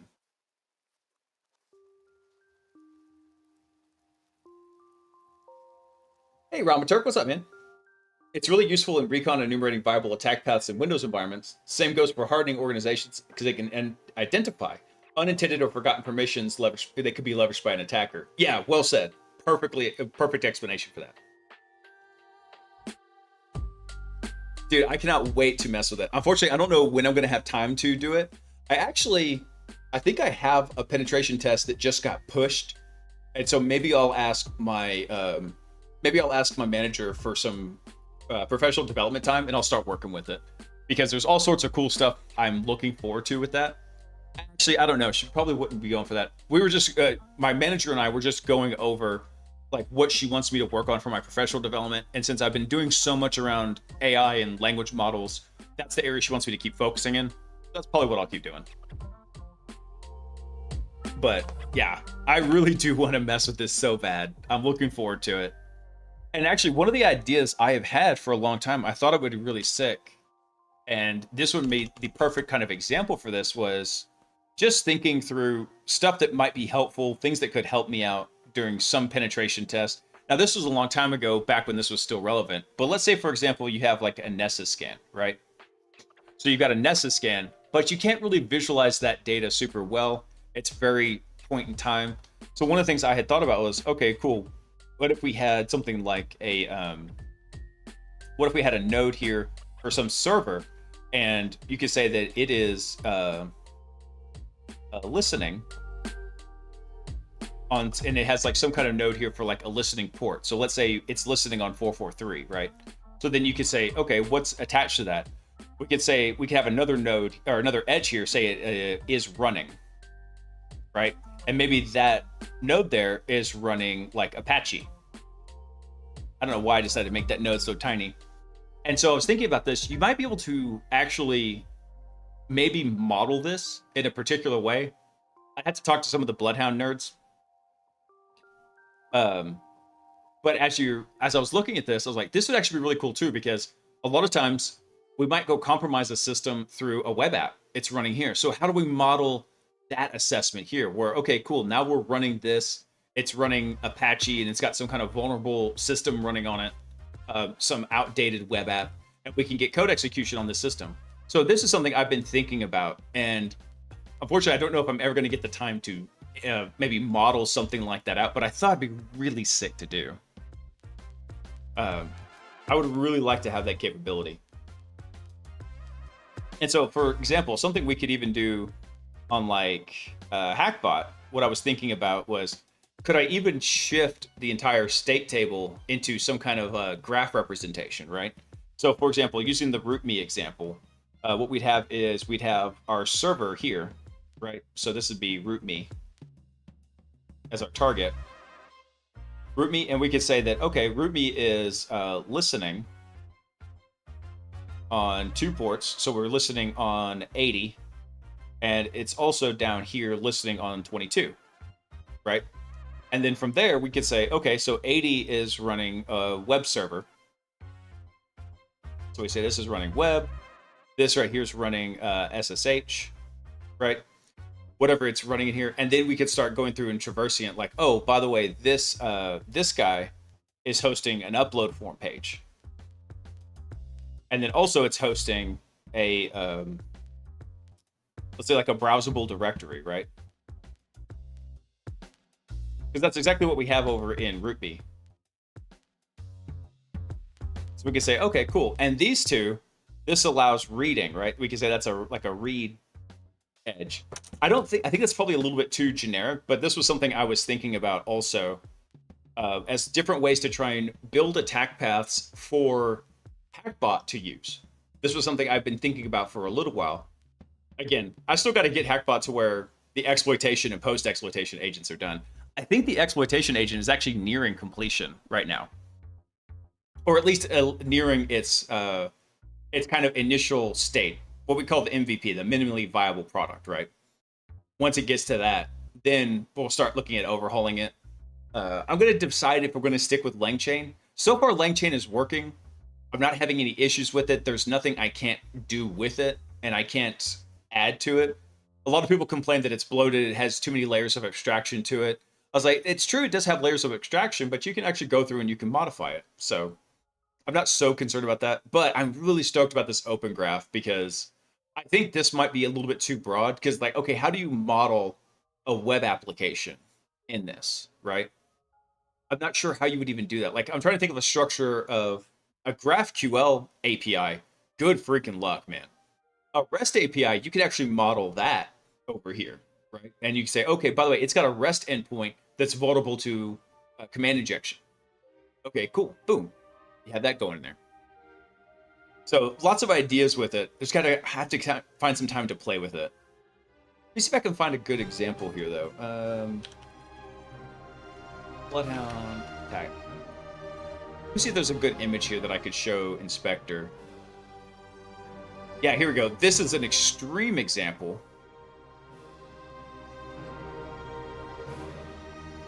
Let's see. Okay. I think this is the old... Yeah, this is actually the old Bloodhound. Hold on. Let me find the current Bloodhound.